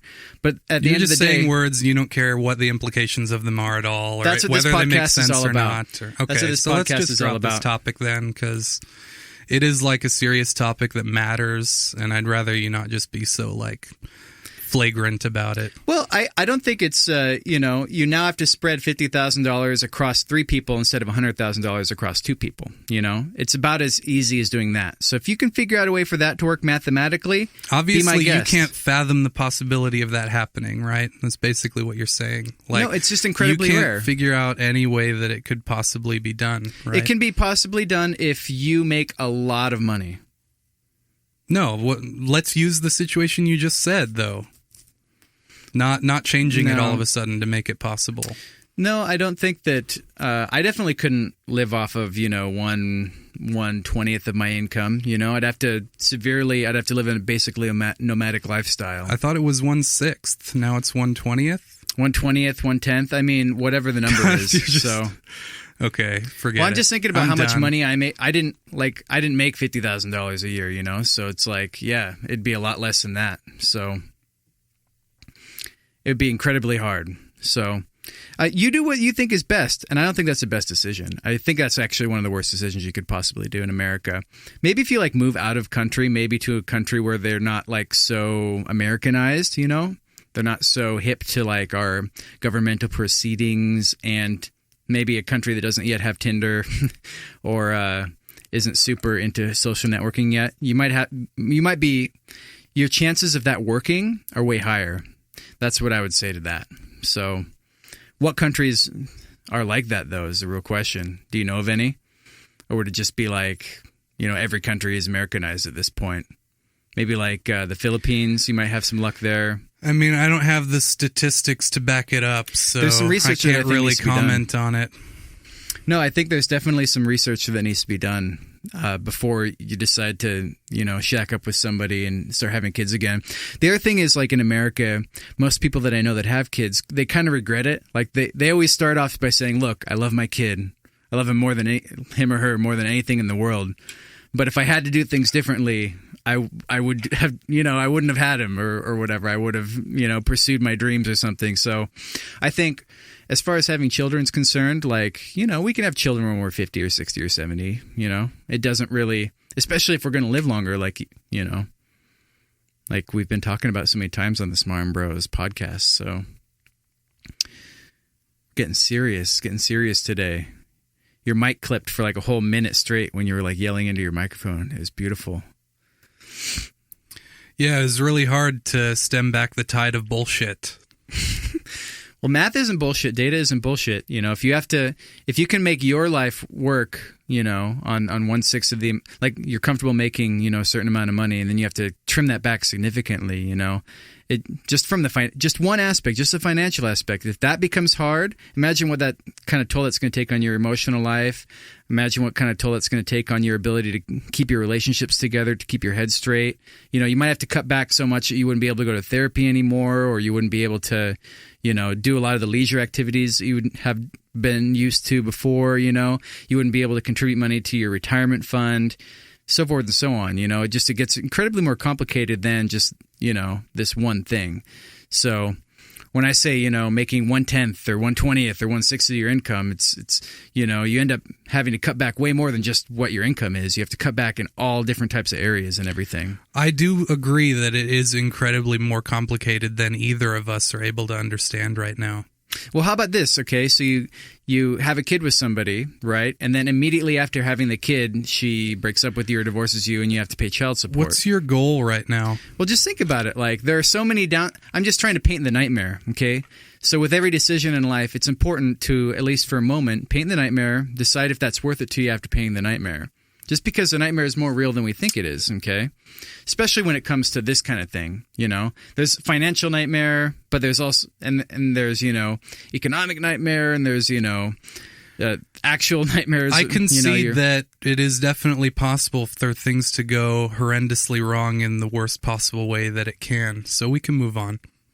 Well, certainly. Well, all I'm saying is that's more, you know, that's more real than you think, okay? So when I say things like, you know, don't know what I think. Finding a needle in a... Because you're not really letting me express what I think. Well, when I say you, I'm speaking, you know, the general term you. I'm not saying you, Rich, or whatever. But at the end of the day, like when I say it's about as rare as finding a needle in a haystack, you know, winning Powerball, I really just don't know anybody that situation has worked out for in that way. Yeah, pretty much everybody I know has been divorced, you know. So I think these are all pretty logical and fair things to think about before you get into that situation. And I definitely don't think putting your kid in daycare is going to fuck them up at all. No one ever said that. Yeah. Oh, perfect. Then we're in total and complete agreement. More SmarmBros after these messages from our sponsors. Hey there, you silly goose. A lot of you guys and gals have been frantically writing to us at show@smarmbros.com asking, how can I support the show? And there's one way that's super easy that doesn't involve anything extra on your part, and that's by using our Amazon link on our website, smarmbros.com, or at bit.ly/smarmazon. Kind of like Amazon, but Smarmazon. Use our link to make your normal, everyday purchases, and all that happens is Amazon gives us a piece of the action. It's quick, simple, and a painless way to help us pay for the bandwidth and ensure the show continues on into the future. Use the Amazon link at bit.ly/smarmazon or on our website, smarmbros.com. All right. I think we're done talking about the chilrenz for right now. Should we move on from the chilrenz? Happy to move on? The silence means yes. I'm ready to move on.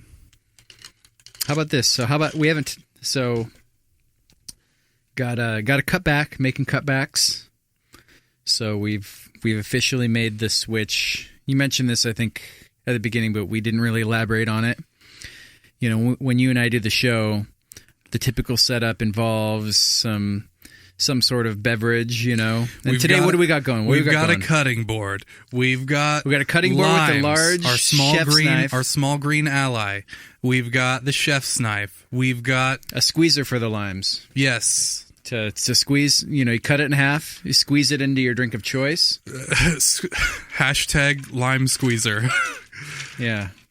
And then that's usually used in our alcoholic beverage, which generally, for me, is just because of, you know, it would be wine. Like, I love red wine, right? You know that I love red wine, don't you, Rich? Yeah, you belonged to a wine club for a while, if I remember. I was in several clubs for a while. Some would call it a problem. I called it an adventure. Well, you know, if anything is to be learned from women, it's that you're not an alcoholic if you drink wine. Oh, so no comment. But I've been drinking vodka for, man, it's been 8 months now, 9 months, something like that. March, April, May. No, it's been like 10. It's been like 9 or 10 months. Why did you decide to go with just vodka? It's just no carbohydrate and way less calories in wine. So, and more alcohol, so you can't drink as much of it anyways, you know? Are there any other spirits that are, I mean, why not go with gin, whiskey or bourbon or something just like that? Well, like whiskey and bourbon's fine for carbohydrate, but it's just much higher calorie content, from what I understand, than like vodka.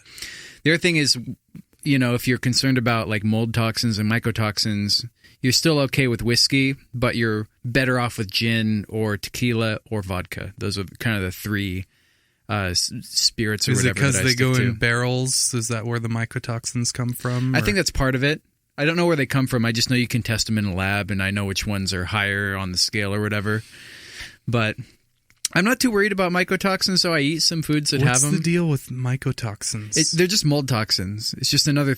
It's like gluten. It's another thing that could be affecting you negatively health-wise. When I hear toxins, though, it's just it's a stupid word. It peaks my bullshit meter. Yeah. Oh no, absolutely. No, mycotoxin. You put myco in front of it, it makes it sound like it's legit, like scientific. Like mycotoxins, not just toxins. It's on Wikipedia. What effect do toxins have on your body? Like mycotoxin, they toxic, just toxify it, so it's bad. Yeah. Toxic sedentary metabolite produced by organisms of the fungi kingdom, commonly known as molds. Term mycotoxin is usually reserved for the toxic chemical products produced by fungi that readily colonize crops. There's just a bunch of types of mycotoxins that are no bueno. But like, what do they do? Well, mold toxins, there's a lot. You can look at the health effects and stuff on it's all over the internet, obviously, but like there's lots of problems that they can be causing. Let me just put it that way. I don't know if they are causing it, so it's high on my bullshit meter as well. But this is a real thing. Look it up. No, I completely agree that mycotoxin the word mycotoxin is real. Well, no, it's mold toxins, like toxic mold. You know what I mean? Hey, that's what this is about. I'm not arguing with you here. I'm just saying that it's all bullshit. Yeah. Well, no. Anyways, I didn't mean to get off on a tangent there, but that's kind of what the show's all about. I kind of, that one was on me. Yeah. So no, I've been drinking vodka, and we have a vodka brandless vodka. So usually our favorite vodka is by our good friend Tito down in Austin, Texas. And Tito, unfortunately, he charges $42 a bottle, but it's ridiculous. Well, it's not ridiculous. It's a perfectly fair price. That's actually a good price for how good that vodka is. But now we're going with our vodka brand vodka, distilled 4 times. And it's bottled by Clear Spring Distilling, but we don't know who actually makes it. We just know who it's bottled by. Okay. So this bad boy for 1.75, it's between $16 and $17. So we're cutting back. Where'd you buy that? We're at about a third of the price of what we were. You get that at Costco? It's Costco. Yeah. So I think it's a Costco product. I like the logo. It's a white background with a red square on it. I thought it might be an O, but the O is shaped differently. So it's just vodka brand. And it's not like I bought it thinking it was going to be really, really horrible. It really speaks to the minimalist in me, the logo. I think at least I think, you had nothing to do with this. So I'm masking it pretty well with like the cucumber lime water. That, and then half a squeezed lime in the drink. That masks it really, really nicely. If we add mineral water to the equation, like if it's kind of going good. It's great. Yeah, I mean this could be good.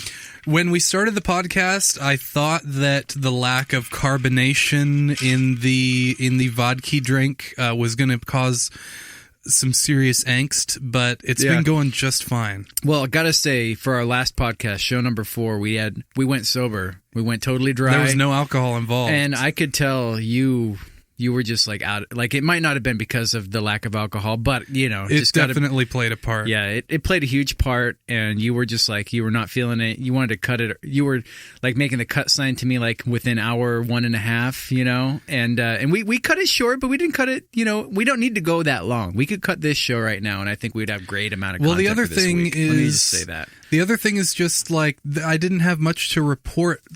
Totally. There wasn't anything going on Yeah. in my inward or outward for me. We had a good for our robo last talk show. with Rich for our last show. We had a great one. Okay. And so I got to say, you were great on that show. I don't even remember it. Yeah. And you were sober for that show. That's the best part. You've been great on this show, too. Well, we did skip a week, so. Don't tell anybody that. You've been great this week, though. You've been great. I've been great. You've been great. You have been great. Thanks. Appreciate that. Thank you. You're appreciated. I appreciate you. And this show has been just awesome in every single way. I think I can afford this. I think this is like the type of vodka a homeless person would drink. They a wouldn't hobo? have the huge bottle. They would have the small one that would fit in the pocket of their tattered, donated trench coat. No, they would. They wouldn't drink from this bottle because it wouldn't fit in the brown paper bag. If you were going to buy a bottle for a homeless man of vodka, I'd be like, keep this in your shopping cart or something. Yeah. And put it in your Boda that's bag. That's insensitive. We love our homeless.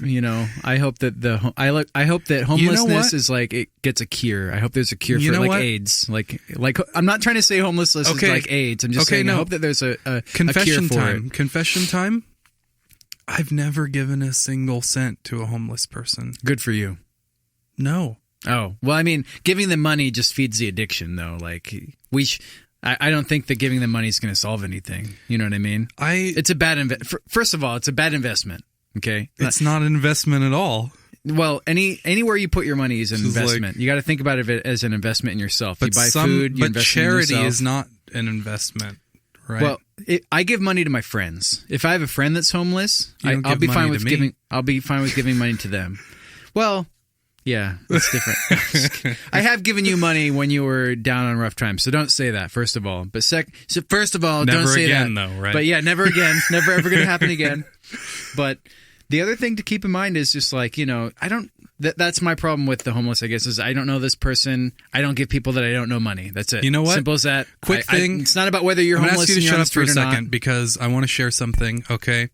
This show is all about sharing. This is sharing with the SmarmBros. This is a great idea, and I've come so close to this actually happening. So I guess this is a brag about something that I've thought about doing, but I feel like by mentioning it, that it's going to, making this promise to our listeners by even mentioning it, that it's going to drive me to actually do it, which is you can put together a care package for a homeless person. Right? And what you do is you limit yourself to $20, right? You go to Goodwill or another secondhand store and you want to buy a backpack, okay? And you don't want it to be a really nice backpack. That's why you don't buy a new one. You want to buy one that's kind of shitty. Sort of tattered. I mean, that's still together and gonna be, it's gonna hold up, but it's not shitty. So, because what happens is if you buy a new one that's nice, the chances are it'll get stolen by another homeless person. From the homeless person that maybe you give just buy a new one and you make like oil stains on it and stuff. If you really want to, but that'd be like going the extra mile. Yeah, if you can just find it already done. If you're into crafts, arts and crafts. Here we go. You can do arts that. and crafts talk. But okay, so you get the backpack. That's step one. Step two, you go to the dollar store and you get like hygiene products, like so whatever money you didn't use on the backpack. Right. The backpack it should only be like $5. They make come on, like $8 or $9 secondhand at the secondhand store. Do they really sell for that low? They can, dude. My last backpack cost me like $60. Anyways, we're not talking about you right now. I'm just saying, like, I didn't even check the Goodwill. Like, what the fuck? I should have gone to the Goodwill. So you get That's the all I'm trying to backpack. say. You get the backpack. Step two, you go to the dollar store, or I guess it would be Dollar Tree. Maybe I now. should check my go to the backpack Dollar privilege. Tree. You should. Okay. Yeah. And you want to get like mouthwash, toothbrush, shampoo, toothpaste, shampoo. Duct where tape. would they take a duct shower? tape is always the one. They'll figure it out. Duct tape is always Especially the if they good have like one. a duct tape fetish where they and like, maybe tape people up. some cans of beans or whatever. Just spend the rest of the money on like mostly hygiene products and just sort of stuff like think about if you were homeless, like the stuff that you would be like. Food is you figure food out. Vodka. Right, if you're homeless. But the thing that you go without in order to spend all your time getting the food is like a razor so you can shave yourself, or like a bar of soap so that you can be clean, and etc. Or you can just force the inevitable death upon yourself when the time comes. You're kind of missing the point of what I'm trying to talk about. It's good. No, I'm just kidding. Continue. So you get this, you put all the stuff in the backpack, and next time you come across a homeless person, give them the backpack. Right? And be like, hey, a little care package for you, pal. Boop. Just like that.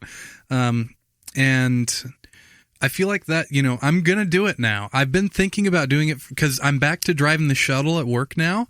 And I feel like if Nice. I bring one of those with me on the shuttle, and I've got a shuttle full of people, and there's homeless people, I drive by them all the time in Bellevue.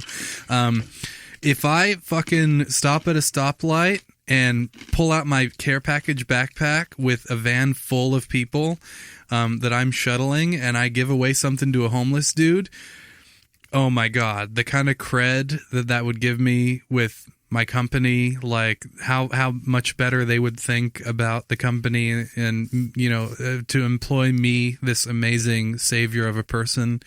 But what if you get that one person on the van that's like, what the fuck? I want to get back to my car. Why is this guy stopping for no reason just to give this fucking homeless person a backpack? What a fucking horrible driver. It could happen. It could be bad for you. All I'm trying to say, like with everything in life, it can backfire in your face. But I'm good at reading people, so I feel like if I had someone me, they would really do that. Or maybe you just get me so well that it's just like, you know what I mean? You just kind of... That's what it is. You just totally have to, like, combat me and everything. It's fine. Well, you're great at combating me. If we didn't combat, then we wouldn't have a podcast. Combat. Yes, indeed. Homelessness is a weird thing. Like, you can be, like, I don't know if I could ever be at a point where I'm, like, on the street, like, begging for money.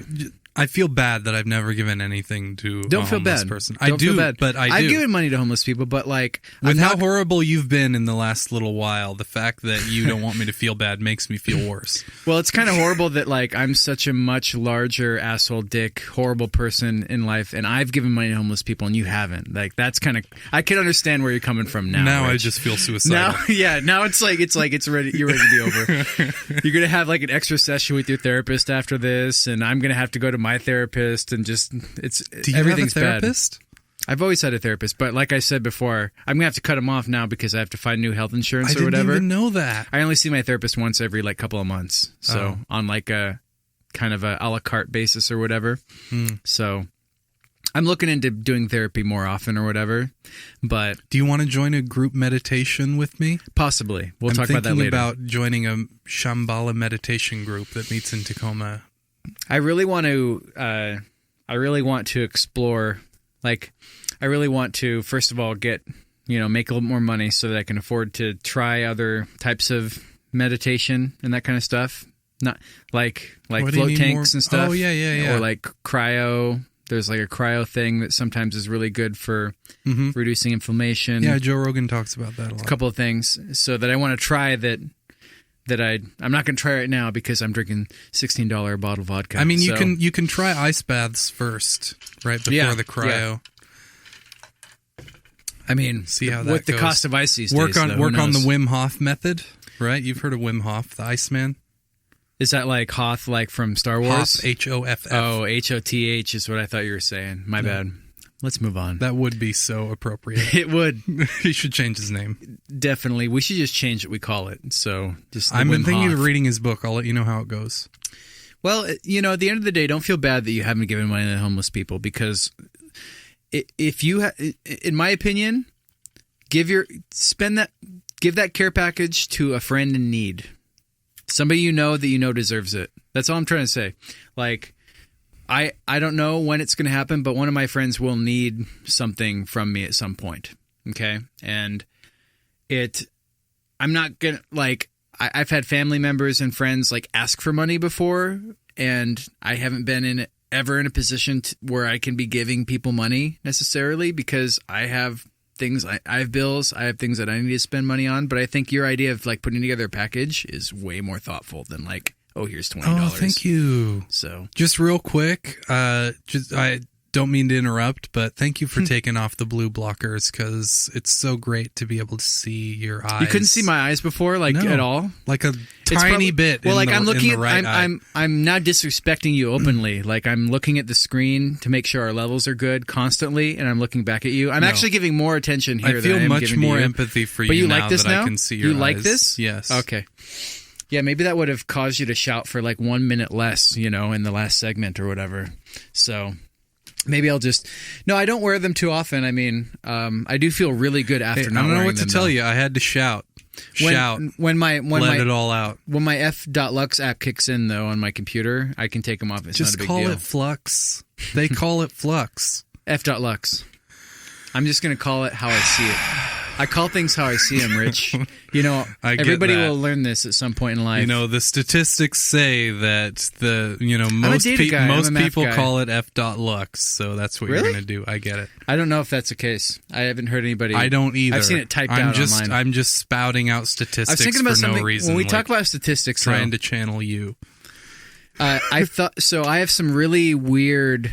So when we're talking about data and statistics, so I'm reading all these articles about global warming, and I believe in global warming, but there's no actual like double-blind, clinically controlled trial that can prove global warming. What do you mean double blind? You know what I mean? Like placebo. The Earth as the patient. Yeah, and the doctor. Yeah, what the fuck are you talking about? There's no double blind is only applicable with Don't subject. focus on one word. I'm just saying, as like an example, there's no clinical. There's no clinical trial that can like prove global warming. You know, there's no clinical trial that can prove cancer in any... Clinical trial does not apply to what the Earth is doing. Clinical trial is for, like, medicines with human patients. It's the only way to prove data, though, is what I'm trying to say. No, it's not. It's the only way. Like, other than that, you just have a hypothesis. Can you do a clinical trial to prove how hard a rock is? All you have is hypothesis. Answer the you question. Can sit down. You can test that. All this stuff is testable. Global warming isn't testable. How do you test how hard a rock is? Or like, don't focus on that question. No, I want you to focus on it. I don't know the specific answer to that. I'm just saying, like, you can probably put it in a room and you can like extract pieces of the rock and you can run chemical tests that can test. You that kind of figured it stuff. out. But that's not a double-blind clinical trial, and it proves something. You can actually do a trial on it, though, is what I'm trying to say. But you don't need to. You can't do that inside voices. And then the other No, thing is... I'm going to speak however loud I want to speak.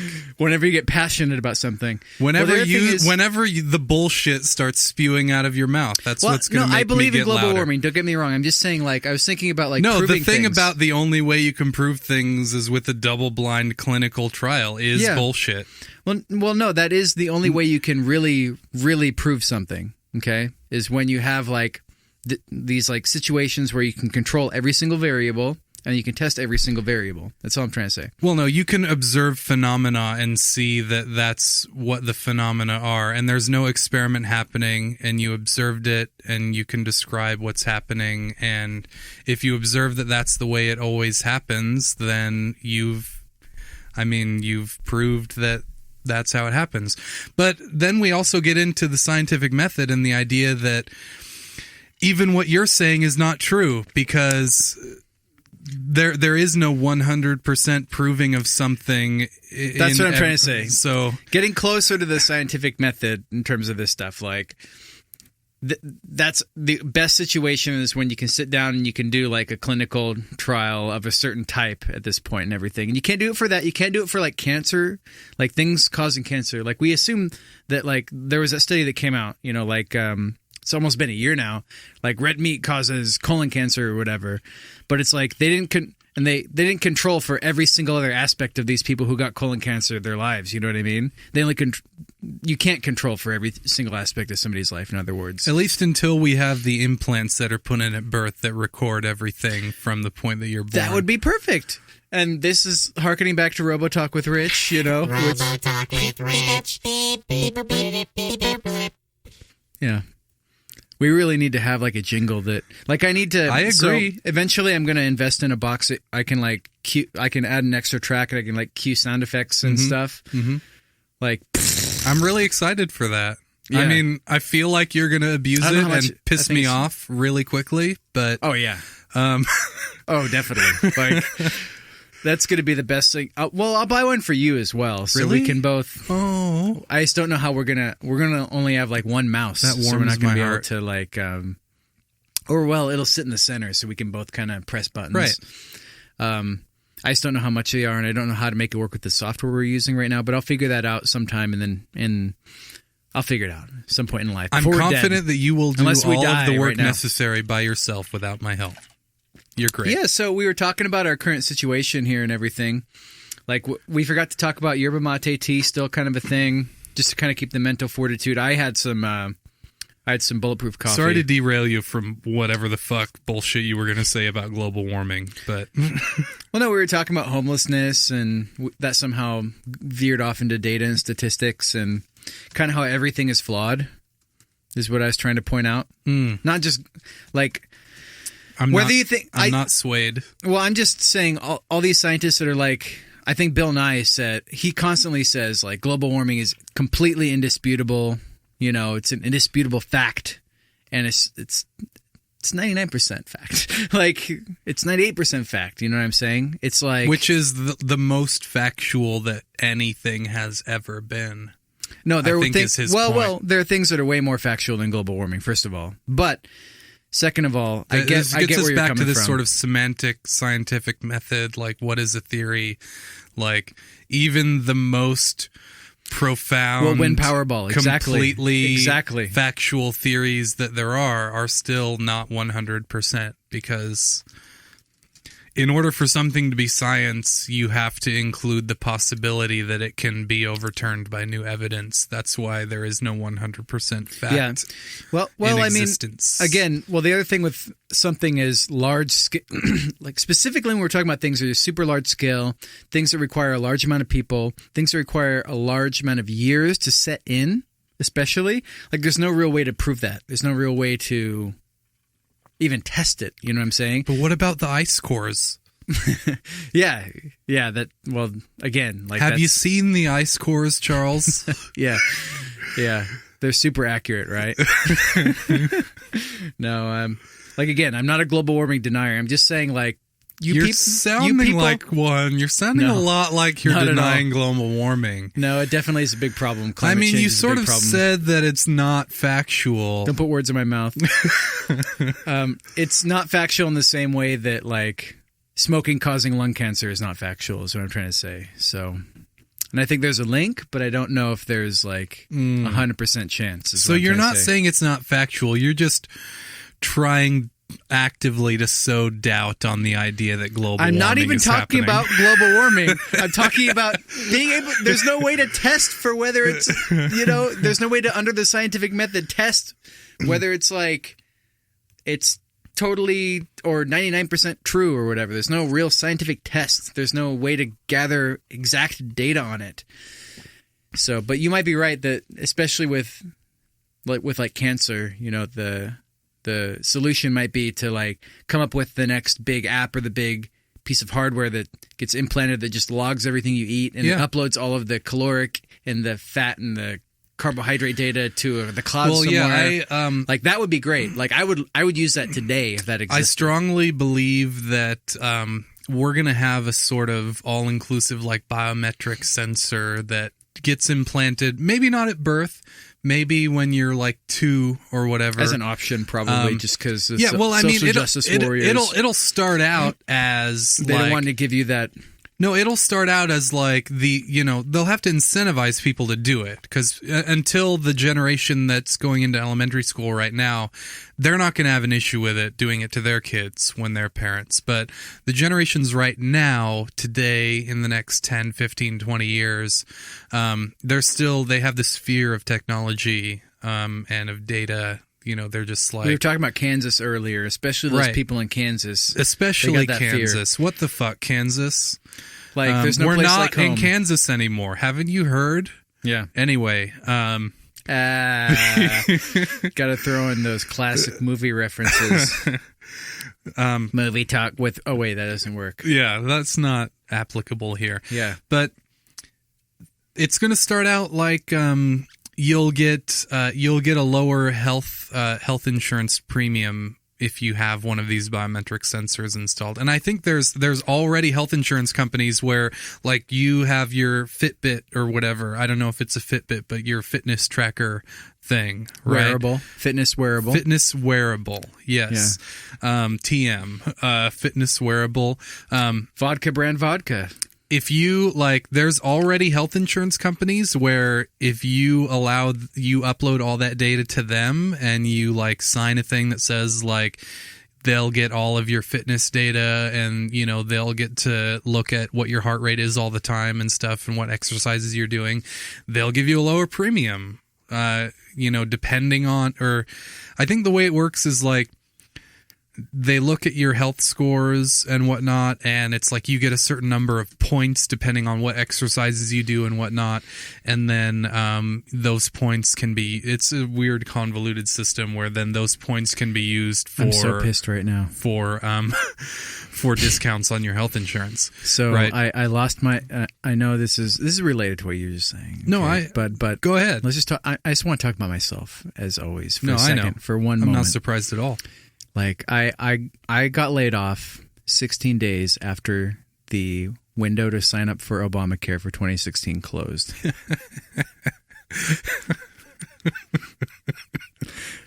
Wow, you have like this sick look of like pleasure on your face right now, you fucking dick. 16 days. Like the window had just closed like a little bit over 2 weeks prior. You just splatted right into it. It sucks. Like I can sign up for Cobra. I don't know if you know what that is. Sure. It's another type of... You do? Yeah. It's another type of health insurance thing or whatever. Well, the other thing is like now in America, like you need help. You need to pay for health insurance. Otherwise you get a tax. Like you get a tax penalty at the end of the year. I don't know if you knew that. That's You're the paying, worst. so you're good. You got it or whatever. No, I'm fine. How much I got do you health pay? How much do you insurance. pay for your health insurance? Like how much do you pay per week or do you pay every other week? It just gets taken out of my paycheck. Yeah, it's out of your paycheck. Okay, cool. Yeah. So I It's- gotta get on that. It's probably I just gotta a lot. find. I could probably, I was thinking to myself, like I was thinking, like worst case scenario. It's not so bad. Worst case scenario is I go work at like an AT&T store as like an AT&T sales rep. Like that can't Killing be that bad. it. Well, that can't be that bad, right? Like they're unionized. I don't know. Hey, They you can always find a needle in a haystack where it's not that bad. Well, no, I'm not saying anything like that. I'm just saying like those are good jobs. Like they get, You know what? They get all really good all benefits. I'm saying is that most of the people I know that work at the AT&T store, they hate their lives. Really? Well, I mean, I would still hate my life, I guess, but like I would have health insurance. But you hey, know what I mean? you could find a needle in a haystack. Sure. It would be really good. You to could be, win the Powerball. Sure. No, it would be really great to be like a district manager at or a director of sales at in those shops. Like that's what for me, that's what I would want to do. Like I wouldn't want to just be work in a store being a salesperson for very long. Like I could do it and life wouldn't be that bad is what I'm trying to say. Like be positive. Like I'm always positive. So it's like you're always like super negative when it comes to me talking about this stuff, but I'm like it's not really I'm that not bad. always super negative. You're getting better, but you usually are. No, I'm not. Most of the time, okay? What do you... I So- don't even know what you're talking about right now. Like when I'm earlier when we were talking, I don't want to go back to talking about the chilrenz and the having of the chilrenz or whatever. Just because I disagree But- with you doesn't mean I'm being super negative. No, you weren't. But you probably thought that I was being super negative. But I'm super positive about that stuff. I'm just like, no, it's just like, you can do it this way, you can do it that way. It's not a big deal. Like, do whatever you think is best or whatever. That's all I'm trying to say. But yes, a lot I of times resent you are. you saying that I was negative. You totally should, and you should. You totally should. But I you was know not what? being negative. You weren't at that time. I'm not saying that you were. I'm not now either. You're- or you're- at any point. You're so much better than. But like last show, let's talk about last show for a second, okay? Like listening, like you'll hear it again when you listen. We can listen to it after this if you want. But there are moments in last show where. Negative Rich kind of comes out a little bit. I've already conceded that I was out of it last show. Okay, well then it's all good. It's great, but I'm just saying that happens a lot. Not a It lot. does not happen a lot. It happens every once in a while. It doesn't happen a lot. You're so much better now than you were like a year ago or 2 years ago. I agree. Thank you. But the other thing too is like, you're actively trying to better yourself, right? Like I actively am trying to better myself now. Like it may not seem like it, You're super cynical still. You still have like here's the thing, like our family, the sarcasm is so deeply ingrained. the smarminess that is not it has, quite there yet, but it has its tendrils have grasped around every square centimeter it's of not my sarcasm cortex. either. It's not sarcasm. It's really cynicism. And it's not just you. It's me. It's us. It's our circle of friends. All of the people that we've sort of surrounded ourselves with and everything are like super ultra mega insanely cynical and not like in my previous era of employment or whatever, I was working with people who were mid-level executives and working with people who were like incredibly motivated and incredibly successful. And I never got this feeling that they were in any way cynical about this aspect or that aspect of what they did and how they lived their lives and everything. They probably were, though, behind closed doors. Like they probably had to go home to a family and they were underappreciated and everything. To, like, that's part of what meditation has helped me with, is just like recognizing when I am being super cynical. Yeah. And even though, you know, that has to come first. Admitting you have a problem has to come first. Yeah. And then you can take steps to try to change it. Yeah. Take steps to take life step by step. Try to step by change step, it. shay by shay. Yeah, exactly. No, man. No, I mean, there was a period where negative rich was definitely a big problem. Yeah, like a 5-6 year period. It was like the darkest time in my whole life. Yeah. Well, no, I don't think it was that bad, but you feel however you feel, I feel however I feel, right? That's true. So, yeah, my experience of my life is more accurate than yours. It's more personal, whether it's more accurate or not. I mean, well, like you got your experience, like maybe. The way I feel is how everybody else around you feels, right? Like, and the way you feel is like misconstrued, right? So, in terms of saying accurate, that's not the best word, but like personalized, definitely. So, but I totally get that people think that I'm a dick. People think that I'm, not funny when I'm trying to be funny. Like, it's why I've broken up with all of my girlfriends, is because I think I'm funny and they don't think I'm funny. It's happened. Wow. Yeah. It's crazy, right? For 2 years, 3 years at a time, like, women love me. I'm not saying that they don't love me, but they love me for 2 or 3 years at a time. That's crazy. In hindsight, that's a long time. Like, that's a long time for a relationship these days. Like, people don't stay together that long anymore. It's like 1 year.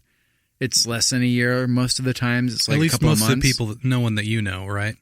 I mean, every once in a while, I know a lot of people. Every once in a while, you win. I know a lot of people. You'll find the needle in the haystack. You'll win the Powerball, and you'll stay together for more than 3 years. So you got to start right? to think, but, man. Like that's definitely the kid. Like not more than like I think it's Powerball if you stay together more than like 10.5 years, because if you get married and you're together for 10 years, you get lifetime alimony. If you get divorced after that 10-year mark, in most states at least. So people oftentimes will stay together for 10 years just so they can get that lifetime alimony check coming in for the rest of their lives. It doesn't make any sense to me. If you were talking about Joe Rogan mentioned this on his podcast recently, and I was so happy that he knew about it. But I was kind of depressed that he knew about it because it is a problem. It is a big problem that needs to be changed. So Joe Rogan, happily married, kids. Yeah. Well, I mean, for now, who knows? How long has he been married? I have no idea. So Only his first wife, man. though. Yeah. So he hasn't gone on to victim number 2 yet, huh? No, everybody has their own. Like, some people need to be in relationships. They need to be married. They need to have a partner. And you know what I mean? So it's just something that is totally... I think if you can survive without having that need to have a partner, like, that's really, really good. That's a healthy thing, in my opinion. So, and you're not lonely, and you're not depressed, and you're not sad, and you're kind of just happy, like being alone or like dating, you know what I mean? There are always solutions to your problem, is what I'm trying to say. There are always solutions. You got to think about the solutions. You got to think about the positives and not focus on the negatives. You can't be like, oh, I'm so sad. I'm so alone. Well, fucking get off your ass and go out and go on a fucking date. When I was super ugly and super fat, I could get dates. What's your problem? Well, I have no arms and no legs, and I'm a burn victim. Maybe Why do you gotta pick on that guy? I'm so Why sorry. do you gotta pick on him? Come on. I know, dude. I know. I'm sorry. I'm sorry, Mr. French fried up burn victim. Oh, come on. I'm sorry. Yeah, it's kind of insensitive of me. But, listen, focus on happiness. Don't focus on cynicism. I'm trying to type at the same time, and it isn't working out so much. That's definitely one of the lessons that I've learned with the growth that I've had, is that you always have a choice. It's an idea of stoicism where situations themselves, your situation, there is an objective truth to it that doesn't have all of the extra angst and anxiety or depression involved with it. It's, there's always going to be an objective truth of what is happening. And you need to try to recognize what that is and just distance yourself from the situation and recognize what it is. And then you can see that you have a choice. You can choose to approach it from a place of optimism and empowerment, or you can choose to approach it from a place of disempowerment and of pessimism. And that's always the choice that you have in every situation. And it's just as easy as choosing the positive approach. And that's contributed to vast improvements and large amounts of I'm really proud of you, happiness seriously. in my life. Like, I'm not better than you or anything. I agree. I haven't gone through a massive amount of depression or sadness. I've always been just kind of neutral and happy. You know what I mean? Mm-hmm. So I'm just proud that you've recognized that you're kind of getting to that point where you're feeling better or whatever. It's something you know what that I mean? I was just talking about with my therapist last week, which is that even this period of like 5 to 7 to 8 years of like severe chronic depression that I went through. Again, just like what I was talking about, I can choose to look back on that and say that was all negative and there's nothing good that came out of it. But the objective truth is that I just went through this experience of feeling this certain way for a really long time. That's the objective truth. Right now, I can choose to look back at it and say, actually, it's been really valuable going through that experience because I always have that I can look back on and say, and see the contrast between what happiness and feeling good looks like versus what that sort of dark time looked like. It's always very important to look and find the ways in which you learned from various types of experiences. Yeah. Like, okay, you had this shitty job, where you made minimum wage working at Best Buy or whatever. Oh, but hey, you learned various sales techniques and you learned this and you learned that and you learned this, right? You got to look and see the ways in which you were able to figure out different ways to apply yourself or whatever. You always got to find the positive in crappy situations.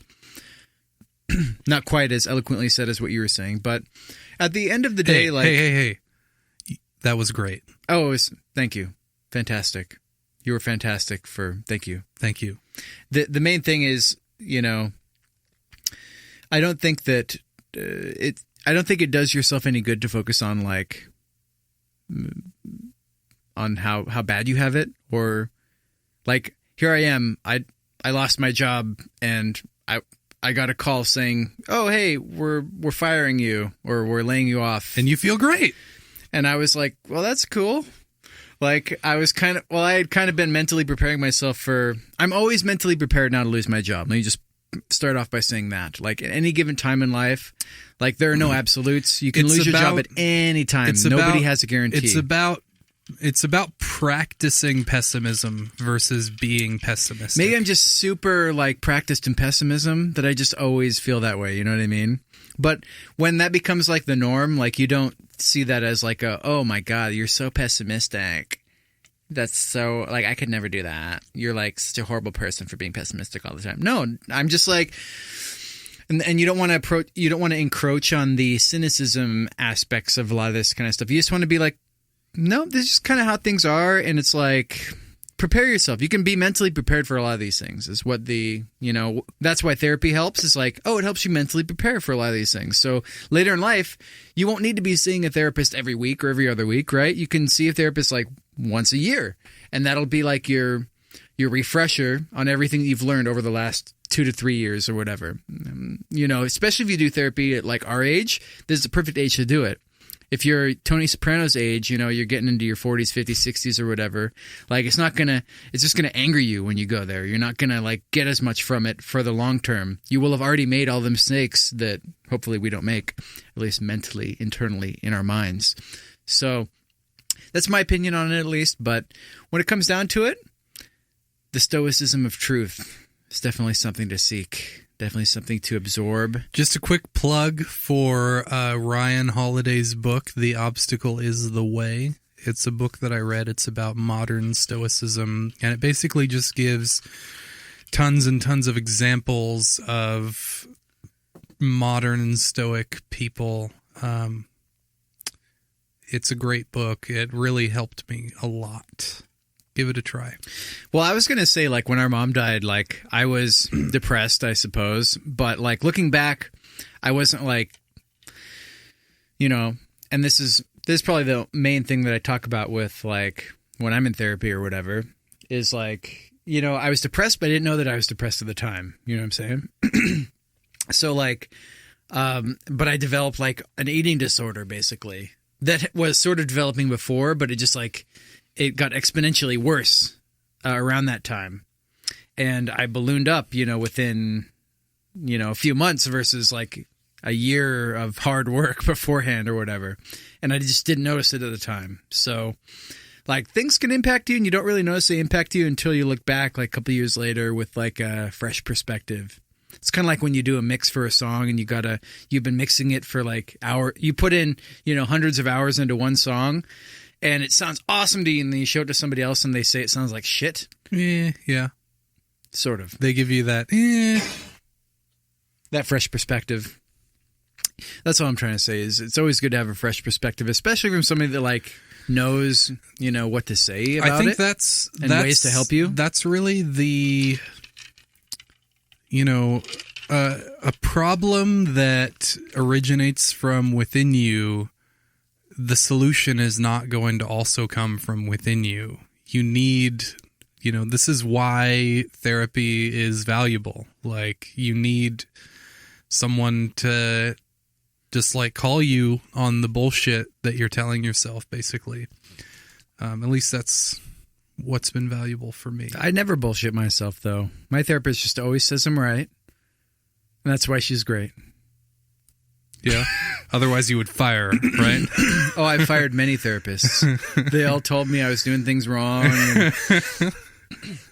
No, but we don't gotta, you know, I've been thinking a lot lately about, you know, what does SmarmBros represent? What do we represent? You know, and, you know, it sort of seems like we're a serious podcast. Like, I'd file us under like nonfiction.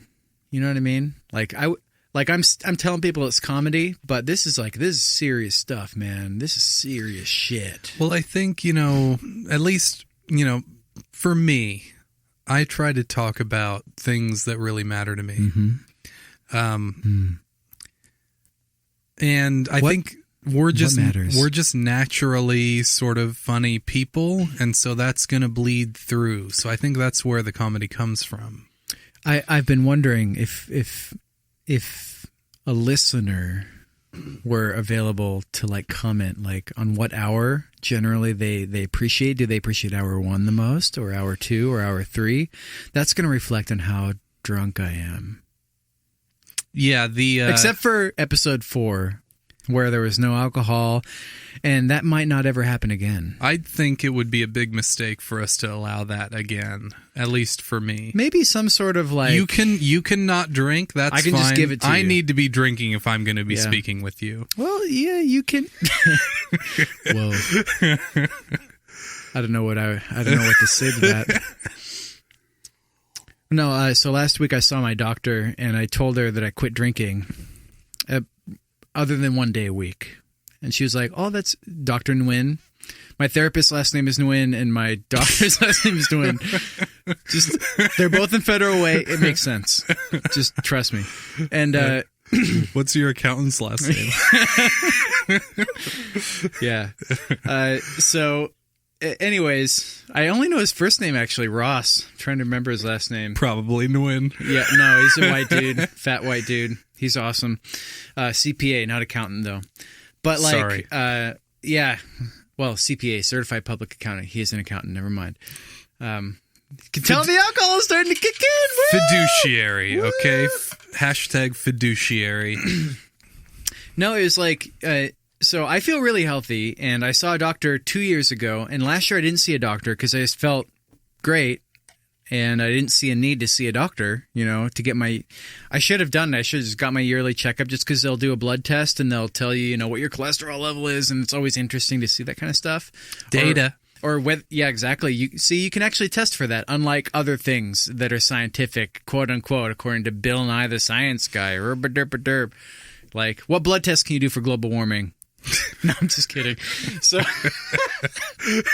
global warming's real. I believe in it. Please don't write to us at show@smarmbros.com telling us what you think about this type of stuff. No, so, and what, like, I'm filling out this questionnaire, and it has, like, my answers are no to every single question. Like, people have a lot of problems. Like, I'm just like, I'm in the hospital, like, I'm going there just to get a checkup. Nothing's wrong with me. I feel like we're lucky just for the fact that we don't have any allergies. Dude, there's right? like, well, here's the thing. Like, there's no allergy questions on there. It's all like, do you have high blood pressure? Do you have this? Do you have that? Have you had I don't know. That's why I'm coming to the doctor. Yeah, well, that's my thing. It's like, I just want to figure out. So I'm sitting there waiting in the waiting room for like 20 minutes, and then she finally gets there, and she's like, "Hey, what's up? I'm Dr. Nguyen." Like, so first of all, I had a doctor that was my regular physician. What was their name? His name escapes me right now, but all I know... Dr. Nguyen, right? No. Dr. Eager. Okay. So he's a really nerdy guy with like glasses. I really want to help you. Like, yeah, I have to. He was like kind of timid and like eager. Dr. Eager. Anyways, so he sent me a letter like a few months ago saying, "Hey, I just want to let you get all my patients know that I'm moving to Hawaii, so not going to be able to see you guys anymore.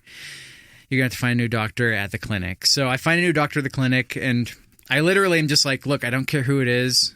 They're all probably really good. As long as their last name is Nguyen." No, I don't even care. So, and she's like, "Well, so looks like I'm seeing you and there's nothing wrong with you."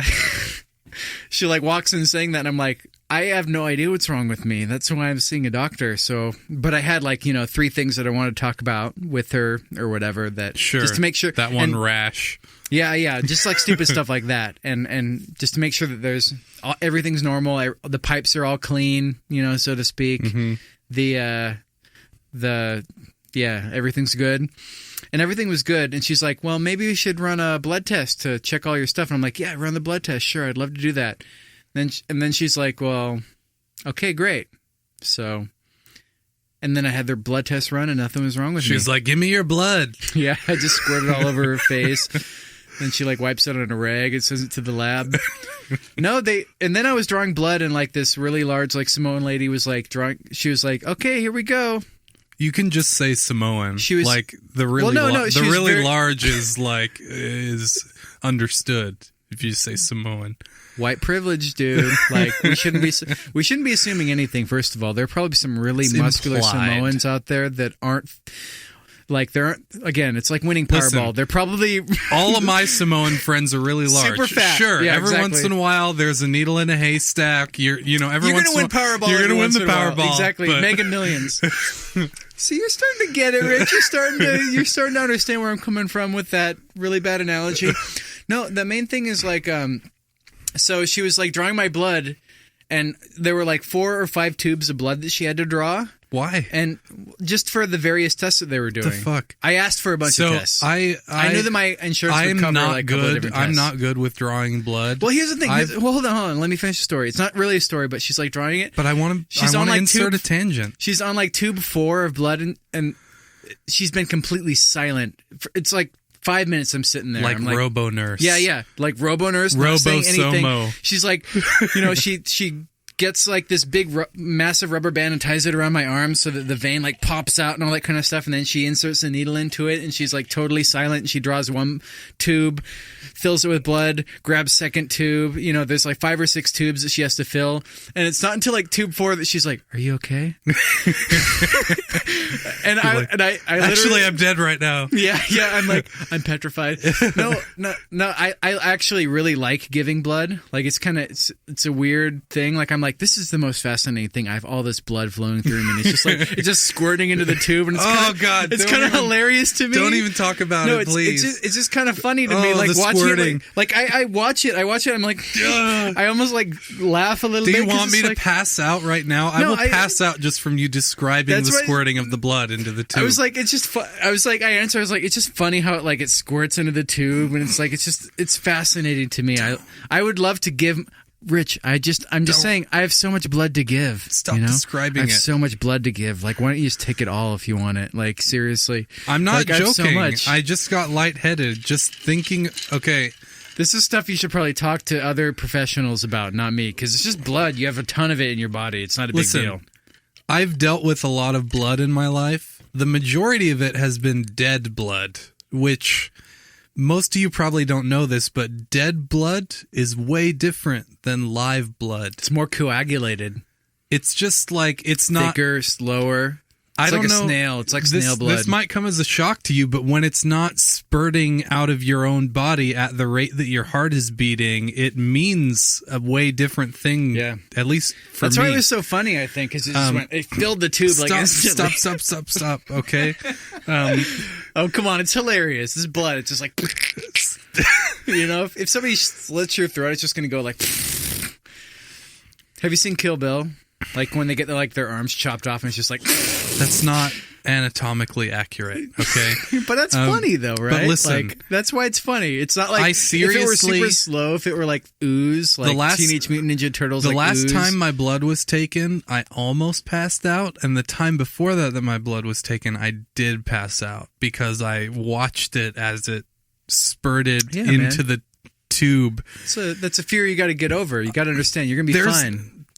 I do completely understand that I'm going to be fine. Listen. Why are you passing out then? If I knew that looking at it was going to make me pass out, then I wouldn't have been looking at it, right? So the fact that I was looking at it that proves that I didn't have a fear and that I thought that it was going to be fine. Big thing. But the fact is that, and listen, this is just something that I have to accept, okay? I'm me, and the me that is me, when I see my own blood spurting out into a tube, it makes me want to pass out. You should totally discuss this with your professional. It's not, I'm just saying, this could help you. This is just something that happens. This is not like a psychological thing. It's I'm just saying, some people there may be a point, have an issue with blood. There may be a point I happen to be lucky enough to know that my issue with blood is specifically with my own live blood, and not with dead blood. Look, all I'm there may be a point in life where you're bleeding. Somebody cuts you really deeply in your arm right on this vein or something, and you need to stop. You don't want to pass out during that time. Let me just say that. Maybe I do. Maybe that'll slow my heart rate and make it so I don't bleed to death if I'm passed out. Maybe if I'm awake, I'm panicking and my heart is beating faster and faster, and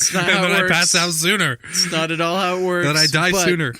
But I think it is how it works. That's not how it works. You know what? Maybe every once in a while there's a needle in a haystack where that's how it works. All I'm saying is we should probably do a double-blind, clinically controlled trial where we slash somebody's throat and we see how quickly it takes them to die, whether they're passed out or not passed out. I don't think we should be slashing anyone's throat. Not their throat, but you know what I'm saying, like pricking their finger or something.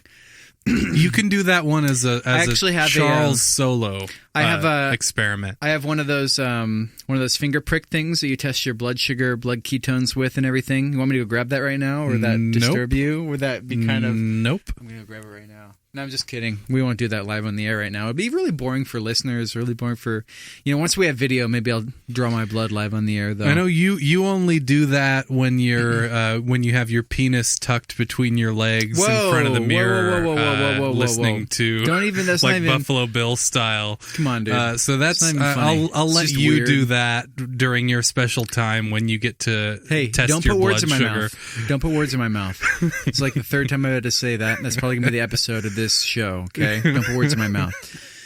At the end of the day, you want to make sure that you're so if you're able to not pass out and you're able to retain consciousness from something as simple as just kind of giving blood, that's a strength, in my opinion. That's all I'm trying to say. So maybe you could figure... Why are you giving me such a hard time over I'm this? not. I'm just saying maybe you could figure out a way... Do you understand that some people just can't take the sign of blood? That's just a thing. And those people are weaker than most people. That's all I'm trying to say. God damn it. You're such an asshole. Yeah, I am. But you know what? You're great. And I'm just totally happy. Thank you. Just totally happy to be an asshole to you. It's one of my favorite things in life is just like understanding that I'm understood so well.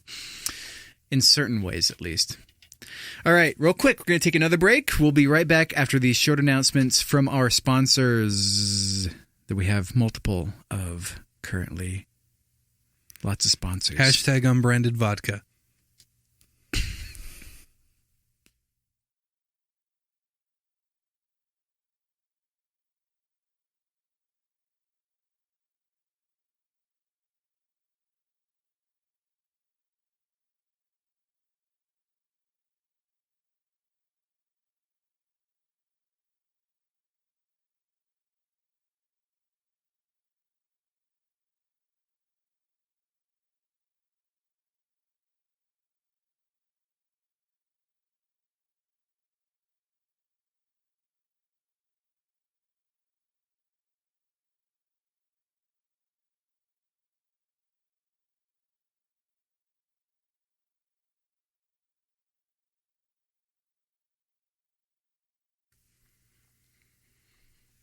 All right, we're back. We got that. We got the. How's that tea? The room temp tea is you need to heat it up? fantastic. Oh, dude, we have an auto heat feature. We can go and heat it up back to the correct tea temperature. It's all good. Tea temp, It's double all T good. as we call it in the tea community. We're talking about community earlier. No, it's fine. People aren't having kids because of the community. Blah, blah, blah. People aren't drinking tea because of the community. They would frown against the incorrect temperature. Listen, I think if there's That's why I bought this, actually. if there's one lesson to take. take away from this episode, it's that everything can be blamed Fuck the on system. everyone around you, not on yourself. Exactly. Fuck the system. System of a dish. The tea community. No, Children, chilrenz. Doctor appointments. No, Dr. Nguyen's. she's awesome though. She sounds awesome. Well, which one? Both. Yeah. Yeah, I think that Either/both. if your last name is Nguyen, you can probably be trusted. That's racist. It's not a way to live life, is trusting people based on their name. Unless your name is Charles, Jacob Charles. Like, That's it. That's the only name. Like James Bond. Exactly. You're getting it. You're getting it. Yes, I've been calling you by your last name this whole time. Finally, you're getting it. It only took... How old are you? 27? It doesn't matter, and it's going to matter less and less 28? as we progress into the future. 29? That's what I've been trying to say. Well, when you think about it, you know, when you're at your midlife crisis at age... What was it? 120? 120. So you think you're only going to live to 240? I mean, You never know. I'm being a bit pessimistic about it. If the Earth explodes and you could just like live, but you're just floating out in space, I'd be down with that. Yeah, I would still want to live. It'd be cool just to see the universe and like watch asteroids go by and stuff. So I've actually thought about this a lot. This might surprise you, but Oh, I was just joking around. Well, I mean, a little bit. I'd be cool with that. I'd be So, cool. okay. Somebody asked me if I wanted to live forever, and I'd be like, yeah. And then they proposed this to me. I was Okay, like, here we yeah, that'd go. be cool. I'm going to interview you right now. Are you ready for this? So, Well, I don't have my full suit on.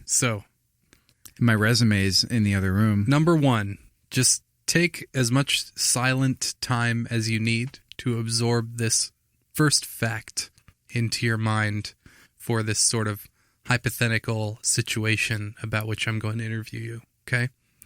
Number one, you are immortal. Let me know when it's fully absorbed. Okay, got it. Okay? How long do you think it would take before you go insane? What if I'm already insane? That's an acceptable answer. Okay. How long do you think you would remain insane?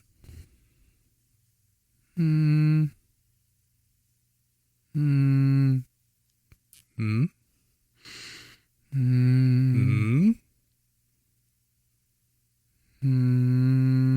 Like, well, how long would it take before you get over the insanity? Stop. So, what if I never go insane? Because if somebody came up to me and told me, hey, yo, Charles, you're fucking immortal, I'd be like, fucking badass. That wouldn't happen, though. I wouldn't be insane unless I was already insane. And if I'm already insane, I'm probably never going to get over it. So okay. Never. So Is that an acceptable answer as well? Yes. Fuck, I assumed you were being truthful in the first answer. No, I am. Okay. Holy fuck. Okay, so let's back up a question All right. and redo the answer that you up. gave. Okay, so you're saying you would never go insane. If I'm not insane, I would never go insane. If Are I you had to, sure? Yeah, 99% sure. There's always a chance that there's a needle in a haystack. There's always a chance that you can win Powerball. And if you're immortal, that means that needle in a haystack will happen. So right? hold on. Can I ask a question? Sure. Like, how immortal am I? Like, if somebody stabs me, do I bleed? No. If the earth explodes, do I just like... You're still there. I just like a ball, In I just space. bounce off it? You're just... The earth explodes If and there's no you're in oxygen, can I space. still breathe? Yep. You're still conscious, awake. I'd be fine with that. I wouldn't be insane. Like, no, seriously, you're laughing, but like, I wouldn't go insane. That'd be cool. It'd be just like, I probably... It would never get to you. So let's say you live for 1 billion years, okay? Until the Earth... What if I get like mangled and crushed up into tiny little pieces? Doesn't happen. That's just impossible? Yeah, you're indestructible. Like I just the machine like breaks down that's trying to mangle me. Yeah. Yeah, I would. Superman. I'd be fine with that. I would go insane if it's like you get crushed up into a million different pieces and your blood's everywhere, but you're still alive. You know what I mean? Like that would drive me insane. Like the yeah, Thing. exactly. Like that would be like, well, fuck. So like I'm thinking like of ways to die. Like if I'm dying, like and I like let's say so here's the thing. Okay, somebody the fact that you're immortal means that the thinking of ways to die should be the last thing that you're thinking about. Let's say the mafia tries to kill me, so they like put cement blocks around my feet and they like throw me into the ocean. Sure. Do I experience drowning or do I just like this is not a big deal? I mean, the water fills your lungs. lungs, so you do drown once, but then it's like after you're done, you're still awake, and it's just now you have water in your lungs. But then do like fish like try to peck at my skin and like peel off my skin and eat me down to my skeletal tissue, or do I like regenerate? You regenerate. I regenerate immediately. Yeah, so like I'm cool with that. Like it would be bad if I were like walking around and like I'm a corpse. I'm walking around. I'm like just a blood stain on the floor. So just going with this. So you're on the ocean floor. Yeah. Cement around your feet. Nothing you can do to swim up. Yeah. Fish are coming by, constantly pecking you and eating at you. Yep. You would never go insane. Do I feel pain? So like, you're... I'm assuming if I drown... Yeah, you feel pain. No. So Stop. You're going through that for... If I drown, and like, that's one thing. But then if I'm already drowned, and then I don't feel pain when fish are like pecking at my skin and stuff. Well, you like, would. That's not how it works. Because the thing is, like, we're going with the idea that the brain is still the way the brain works, which is like the drowning thing is one thing. Because it would be super painful and it would probably continue to be painful for like, I don't know, a week or a month or whatever. I imagine, but ultimately your brain will adjust to an amount of pain and it will become neutralized. So here I am, I rub a lamp, a genie tells me, Charles, you're immortal. He's me. I'm the genie. Okay, great. The genie, his name isn't Aladdin or whatever, it's Rich, right? So the genie's name was not Aladdin, by the way. So I immediately stop feeling pain. No. That's how it should work. This will simplify your whole thing. This is not the situation I'm giving you. Well, I'm helping you make your situation better. I'm saying no. Well, then I choose to not answer any more of your questions. Okay, we can move on. Okay. Well, that was a great interview. Thank you. Do I have the job? No. because you rejected like the interview. So Well, I didn't of course want it I'm not going to anyways. give you Your the job. shitty ass fucking job didn't pay enough, didn't have benefits. Every other job in this field has benefits. No benefits. Immortality is not a benefit. Yeah, not if I'm going to experience pain at the same time. Fuck that noise. Every other immortality benefit doesn't have any pain attached to it. So fuck you. Fuck your job. Fuck your shitty ass little sales initiative for Immortalities R Us or whatever. Like, Well, you know what? Fuck yourself. Good luck with Amazon's immortality plan, because guess what? Oh, Guess what? It's not real. chicken butt? Yeah, Amazon isn't real.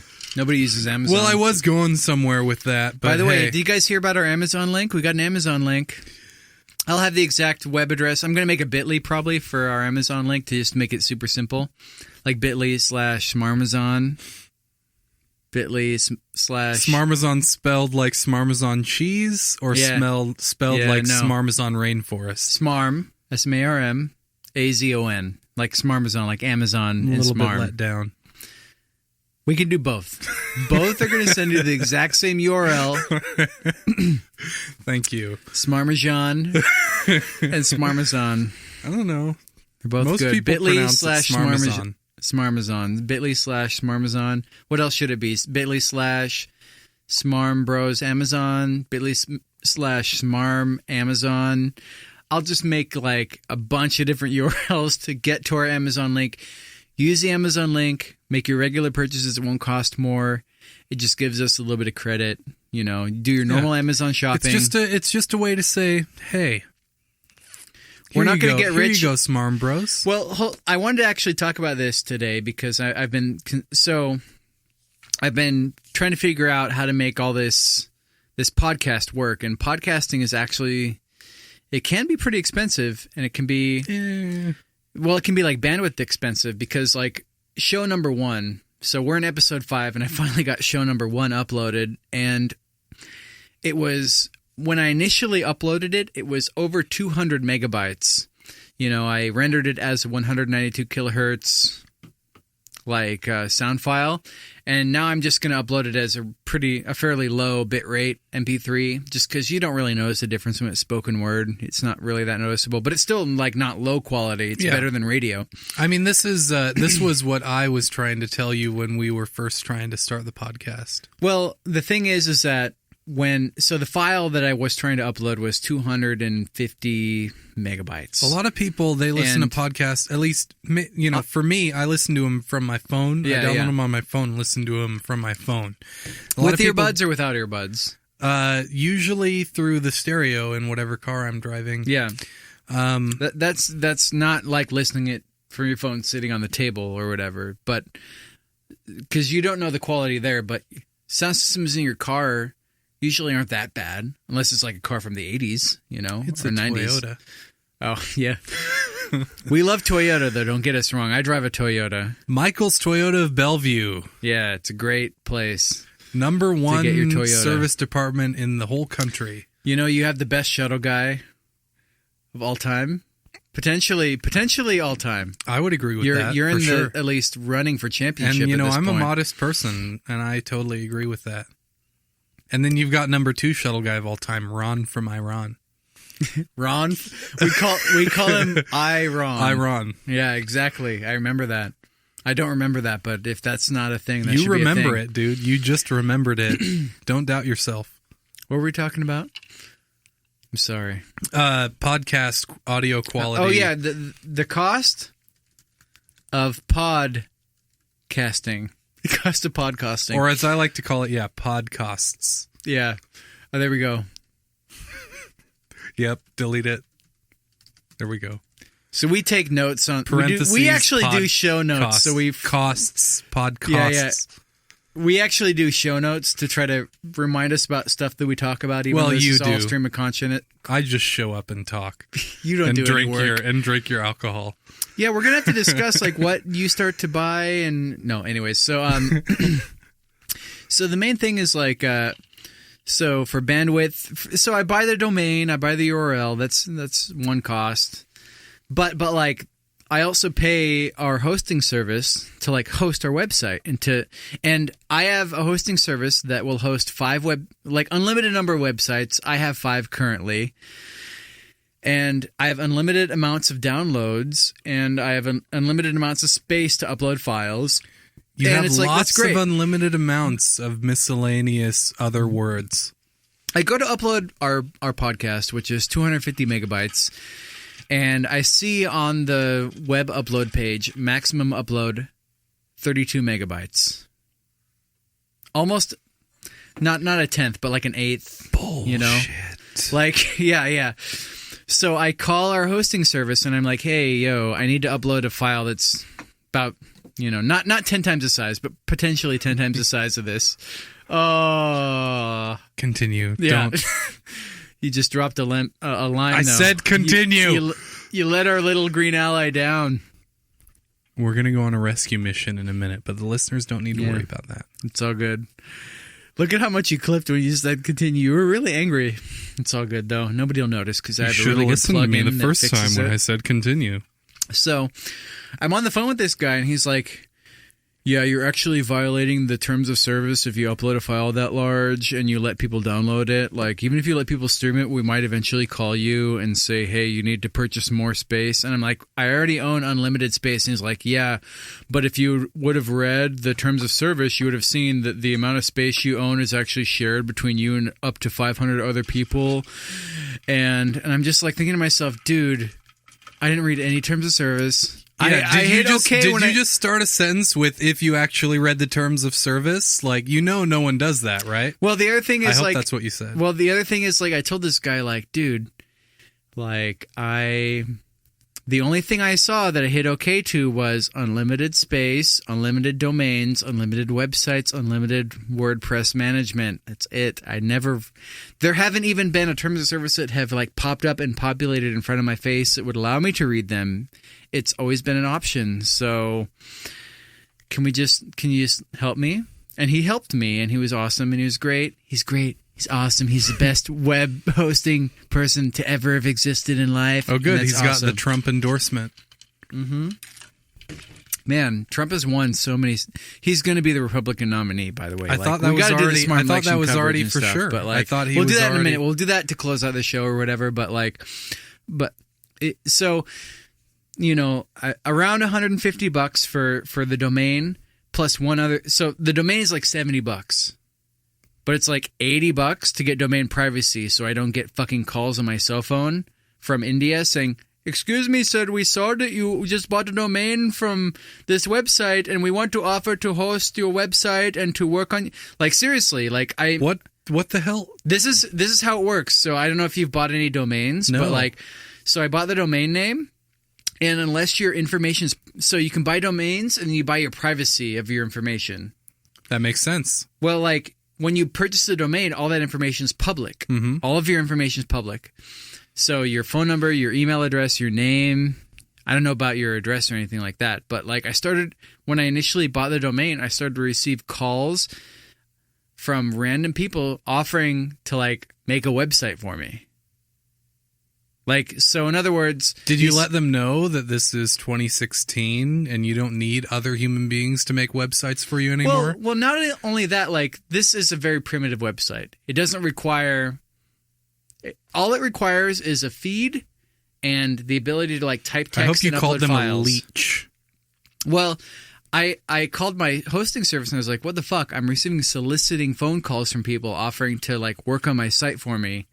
What the fuck? And they were like, yes, sir, we noticed you didn't purchase, like, protection, like, This is the game. That costs more than the hosting. Mm-hmm. So, because I can get a massive discount on the hosting. Like, there are discount codes you can type in every couple of months. So they give you, like, domain name, half off, or, like, hosting service, half off. But there's no discount codes for your privacy. So, it's like $150 for like a couple of years worth of domain and hosting and that kind of stuff.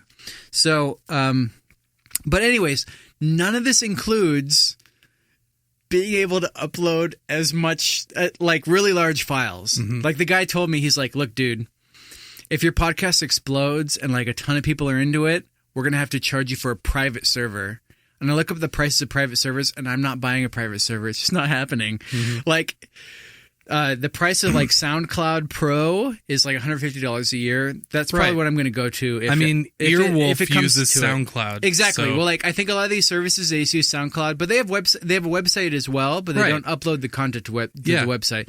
So if it comes down to our podcast being marginally popular, like we get more than a couple hundred downloads per week, like we're gonna. Like, that'll take a couple of years. It may take a couple of lifetimes. I don't know, man. I've got a friend that listened to the entirety of episode 1. So he even, like, we got to check our Twitter. We got to see if that hashtag bag of lemons was actually there. He said he commented on the YouTube. So I don't know. Maybe that's a technicality. We don't have to get him the bag of lemons, but well, tell you what, I'll buy him a bag of lemons and you can deliver it. I can deliver it. Yeah, he lives at the place where I do my Dungeons and Dragons. So you can he'd be so happy to get his bag of lemons. We'll get that to him not this week, but maybe unless you can stop by, I'll purchase that. It's a couple of bucks, and we'll get that to him. I will do that. So. Because, I mean, we got to follow through with your house here is on my way when I go up to Dungeons and Dragons in Issaquah, so I can stop by here. Dan said he listened to it. I don't know if you've talked to Dan lately. He said he was listening to it, at least. I don't know if he listened to the whole subscribed. thing. Yeah. Yeah. So he wants to be a guest on our show, so we're going to get him on our show as soon as possible. And he works Wednesdays, so we got to find a good day to record to like get him on and everything. So there might be a little bit of like shuffling around of our schedule. Like Thursday's doable for me. Yeah. Well, we could talk about this off air. No, we can figure out like a good time or whatever. But we're eventually going to have guests. Like it's my goal to have a guest every week. Yeah, I already have several people that are interested in being guests. And I don't know how interesting of a guest they would be. Well, I mean, how interesting are we? Are interested in being guests. Well, think about this. Well, we're super smart and super smarmy, so it's fine. But who knows about these other... You know what? You're great for saying that. You're great, too. Thanks. And I just imagine if we have a guest, we can treat the guests like we would treat each other. Yeah. Like, you can start yelling at me. You can start yelling at the guest when they're talking about, It's only if they don't stop talking. Like, if they leave gaps where I'm allowed to respond, then I'll start yelling. I like do that I do a lot, with you. Though. But I mean, like, they won't know that. So, I know that. If so they're listeners, they might. Well, I know that, so I talk over you. And then when I'm going in and I'm doing post-editing, I mute your track. So people only hear me. So when we're like arguing, like it just sounds like me making a very valid point. I feel like that's a fair trade-off for me not doing not doing any of the work. It's actually really funny. Like if I'm not going to edit anything. I'm not going to edit any of the audio. I might cut out like one, like per week. I might cut out one 30 seconds part of it that's just like super horrible or whatever. It's just not fit for human consumption. But I'm not going to edit any of the audio. It's stupid. Just let it be. Let it. Sure. Let it. Sit out there in all its glory or whatever. So, anyways, there are a lot of podcasts. There are a lot of costs involved in podcasting. A lot of hidden costs.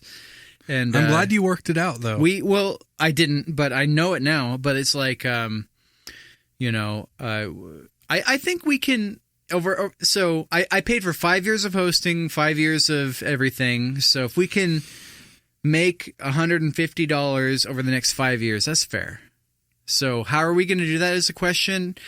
One of the solutions could possibly be in our Amazon link. So I'm trying to say, I'm not trying to promote anything. You don't need to buy anything from us. I am trying to promote it. We are going to come I up want with, you to use we're our going to have Amazon t-shirts. link. We're going to have hats. We're going to have, what else are we going to have? Like other products you guys can buy. I'd like to have those little like shitty rubber like wristband like Live Strong bracelets. No, fuck that.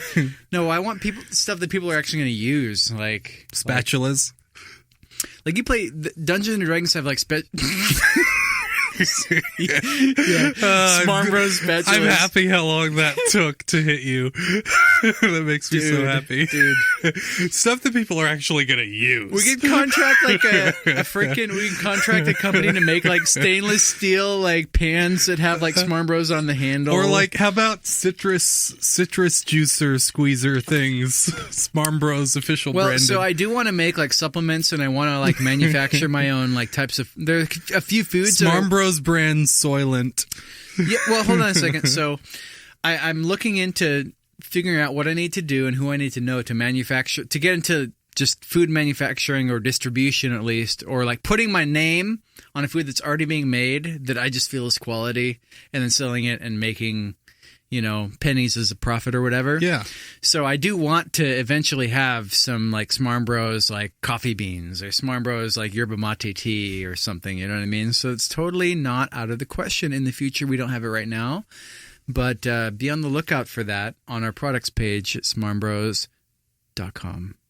It'll definitely be something that comes in the future, so check that out soon.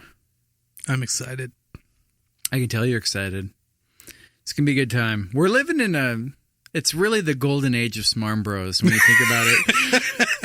It's really the best time to be alive. We have just even think about it. So here, hold on a second. So just in the last week, we've had so many massive think about this is a massive upgrade, right? Like think about our setup here. We've got our microphone hey guys, arms. Does it sound better? Testing. It sounds better, right? Well, if it doesn't sound better, it feels better for us. I, for one, prefer to do the microphone check at the end of the show. Well, we don't need to check our microphones anymore. Fuck that noise, man. That's what I like to say. Fuck that noise. Fuck microphone checks. Like, you're not going to be able to check. Like, how often are you really, like, screaming at the top of your lungs about things that, Depends on how much bullshit is spewing out of your mouth. Wow. Wow. What did your friend have to say about the audio quality? Anything? Nothing. Great. I mean, he made it all 3 hours, so I assume that it wasn't so horrible that he had to turn it off. Did you tell him that was our worst sounding podcast? No. Because you had the condenser microphone that picked up the whole room. He did mention how drunk you got and how he wanted you to shut up a couple of times. What else? Yeah. Well, that's always going to happen. So no, sorry. I know. I've learned that. I've made my peace with that. So listeners, I just ask that you make your peace with it. If any listener wants to go through one of our shows, one of our SmarmBros shows, Smarm shows, and you want to like do the number. So like for the presidential, we got to talk about the presidential Smarm election first of all. This is our last topic of the night. So presidential Smarm election coverage. Here we go. Like typewriter and like a hard copy. Laser disc. Yeah. Presidential Smarm election coverage. So for this is crazy. I don't know if this has always been done, but if it has, it's the stupidest thing I've ever heard of. So during one of the most recent debates, I saw a post that was like, Hillary Clinton spoke during the debate for 12 minutes and 30 seconds, and Bernie Sanders only spoke for 11 minutes and 29 seconds. Oh, I know. And then Martin O'Malley only spoke for 1 minute and 30 seconds. You know what I mean? Like they measure out the amount of speaking time that they do throughout the whole debate. Like Bernie Sanders is talking for this amount. Like I'll hit a stopwatch whenever Bernie Sanders starts to speak, and then I'll hit a stopwatch when he stops. Mm-hmm. And then I write it in my little notebook, and then I record it again when he does it again, and so forth and so on. And then I add it all up at the end, and I say, well, Bernie Sanders only spoke for 12 minutes out of the whole 30-minute debate. Hillary Clinton got, another 18 minutes of speaking, so she actually spoke more, so it's not really that fair. If somebody wants to do that for our podcast, and they want to record how much Rich is speaking versus how much Charles is speaking, feel free. Let's hear what you guys come out. Yeah, let's hear what you guys come out with. Jacob Charles, jacobcharles.com. You can see everything with a K. I'm all about. JAKOB. Yeah, so please let us know how long Rich spoke versus how long Charles spoke. That would be great. I would love to. I will personally post that to Twitter every week if somebody wants to send it to me. I'm not going to look. Are you going to do that? Yeah, that's the one thing I'm going to do. No. Don't talk to it now, dude, because people are going to fucking... Like, we're in episode 5 now. People... Let's pretend we have, 100 people listening now. They're going to be on your ass about that shit. Anyways, so... Tweet at us, SmarmBros. At SmarmBros. Write to us, show@smarmbros.com. We'd love to hear from you, y'all. Well, Rich would. I fucking don't want to hear from any of you dicks. I will read every single If you're listening email. to this show, you're a fucking dick. If you made it this far, I know you're a fucking dick. Like, Don't I love listen you. to him. First of all, wait. I know So you let me haven't speak. been listening to Let me him, so speak. just continue to not listen to him. Look, I'm sure that I have more speaking time than you do. You know what? Maybe if we're there's a certain drinking- person out there that's a needle in a haystack who's actually listening to you, Charles. Maybe they won Powerball. Maybe they won Powerball and they're actually no way to agreeing know. with you, but the people that I know, they don't listen to you. Like, we should release a special version of SmarmBros, just like Smarm Rich. It's just like they mute me through the whole thing. It's just like you, and it just like it cuts every spot where I'm not talking. It cuts it out and it like pastes your next spot back in. I would you know listen what I mean? to that. Of course you would. So, what do you think about the Smarm election? Have you paid attention to it at all in the Not last a 2 ton. weeks? The thing is, I don't have to pay attention because it seeps into my life. whether I do you want it ever or browse not. like the all of Reddit? No, not a lot. I mean, if I'm super bored, if I have super not a lot to do, which recently I haven't had. Now that I started driving the shuttle again, I'm going to have more free time. I've decided to use that free time to work on D&D stuff. Yeah. So I haven't been. Well, let me just tell you, like, I haven't been using Reddit- the time machine of Reddit all. Reddit equals Bernie Sanders. That's all I'm going to say. And Yeah, they're feeling the burn. well, the problem is Bernie Sanders is fucking losing. He's like fucking getting his ass handed to him by Hillary Clinton. And this is a big problem. Like I don't know if Reddit has the solution because like how many people that vote, a lot of people that vote don't even, I don't know if it's true or not, but Smarm fact, let's just call it that. 80% of people that vote don't use the internet. SmarmFacts.com. It's not a real website, but if Okay. you guys want to pay the $150 for the hosting, So- I'll upload our Smarm Facts. to there. Just let me know. Okay. I've got two things. Okay. Number one, I'm going to just parrot something that Todd Glass said on his podcast. It's Todd Glass. Todd Glass. This is going to happen a lot. Great. Okay, me impression. just like mentioning what other people said on their podcast. Get used to it, you guys. I know what he's going to mention. What is he going to mention? He's going to mention something. Perfect. Anyway, We need James Adomian right now to do an actual like good. we're Todd going to Glass get him as a impression. guest eventually. He's on every If he ever comes to podcast. Tacoma Comedy Club, we can totally hook that up, I'm dude. going to keep an eye out. We need to start going. I know you're about to talk about something serious or whatever. No, but, I'm totally down with this. We need to go to Tacoma Comedy Club. Open mic night is Once a on the week. night that we record. So All right. So we can go. We can like hobble over there after drinking. we like could 8 record vodka early drinks. and then go over there. I'll drunk drive us over there, and then we can.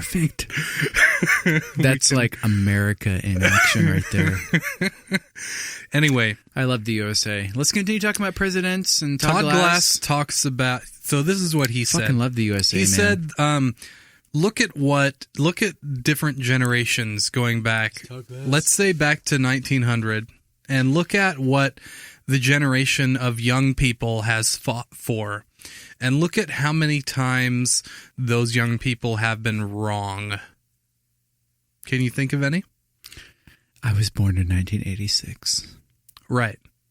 So, But looking back at history, like shit that's been written down like before you were born equals history. well, the Negroes can vote now. Right. Do you think that that's good? Do you think that that was a good thing for the young people of that generation to fight for? Wait, is this a trick question? No. Then yes. Okay. So right now, it seems like the young people are really standing behind Bernie Sanders, and they're really on. Oh, They're on the burn train. I get what you're right? saying. Yeah. So they pretty So what much you're saying is young people need to fucking vote and They're- actually do something about it. no.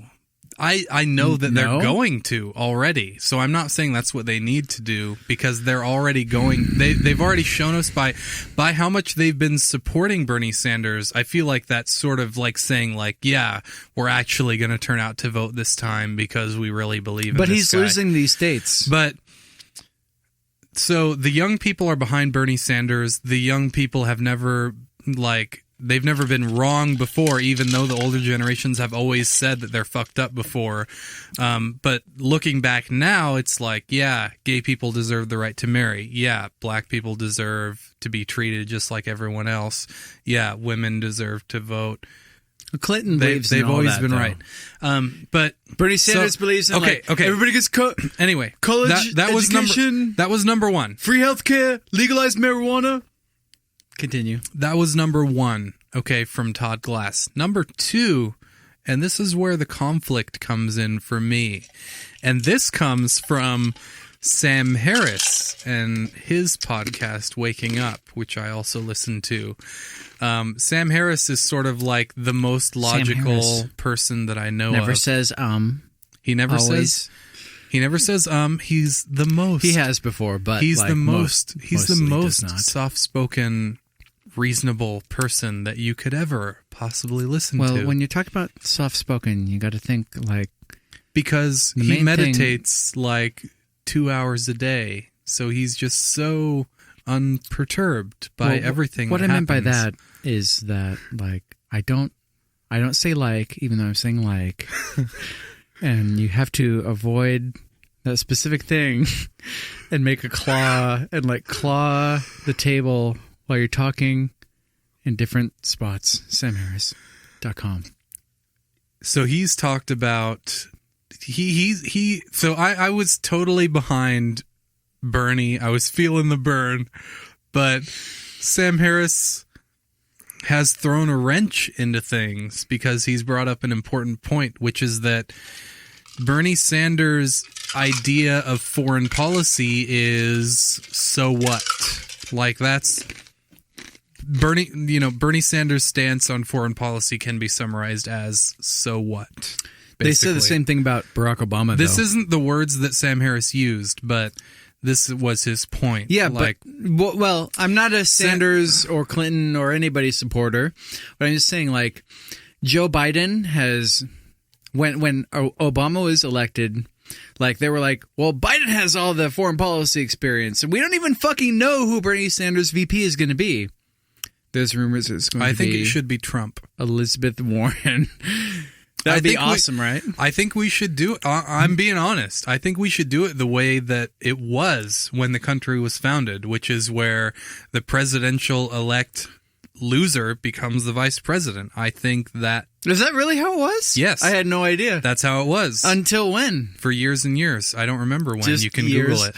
Okay, yeah, we can look that up. Continue Until- talking, though. So, like, Until like 1900, probably. I don't know exactly. continue. But that is the way it was when the country was founded, that the person that lost the presidential election became the vice president. So Sam Harris, he talks a lot about the sort of main problem, the main outside antagonist that we have to deal with as Americans, which is,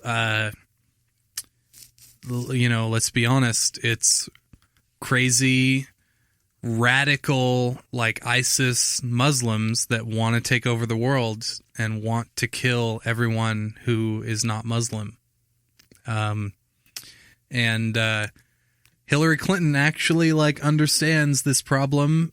Well, we can't say that she understands this problem, but at least she recognizes that it is a problem, whereas Bernie Sanders does not. And that's one thing that throws a wrench into my burn train.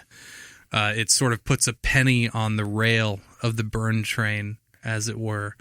And it's literally the only reason that I can think of why Hillary might be a good idea over Bernie is that she actually is concerned about the type of insane shit that's going on in the Middle East, which you can watch Vice. You can go to vice.com, news.vice.com, if you want to look at unbiased like information about how insane and crazy things are getting with ISIS in the Middle East. It is a problem, and it is if you listen to Sam Harris, you'll agree that, if you agree with him anyway, that it is a problem that we are going to have to deal with, and if we refuse to deal with it, that it will deal with us, if that makes sense, in a sort of 9/11-y kind of way.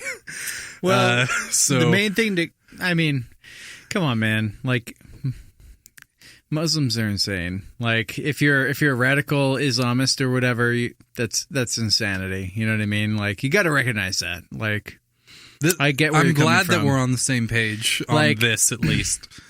But Hillary has so many other issues. You know what I mean? But this is what I'm saying. This is the only reason I can find why why I would rather have Hillary than Trump. It's literally the only thing where Hillary makes more sense than Bernie. So I said Trump a second ago. Yeah. But all I'll say is, like, as far as it's concerned with Hillary versus Bernie Sanders, I think everybody pretty much is pro Sanders.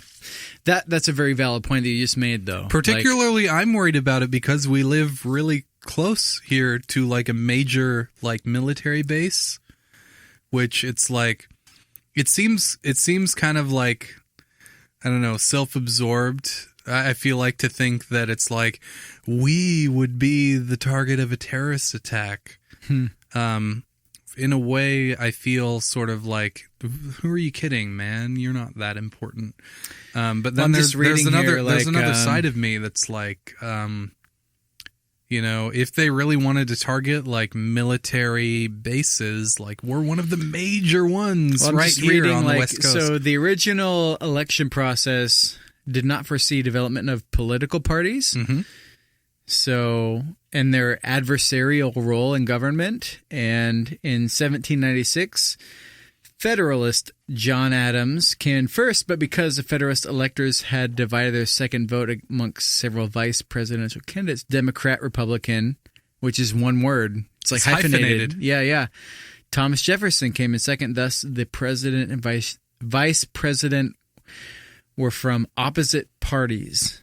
Predictably, Adams and Jefferson clashed over issues such as states' rights and foreign policy.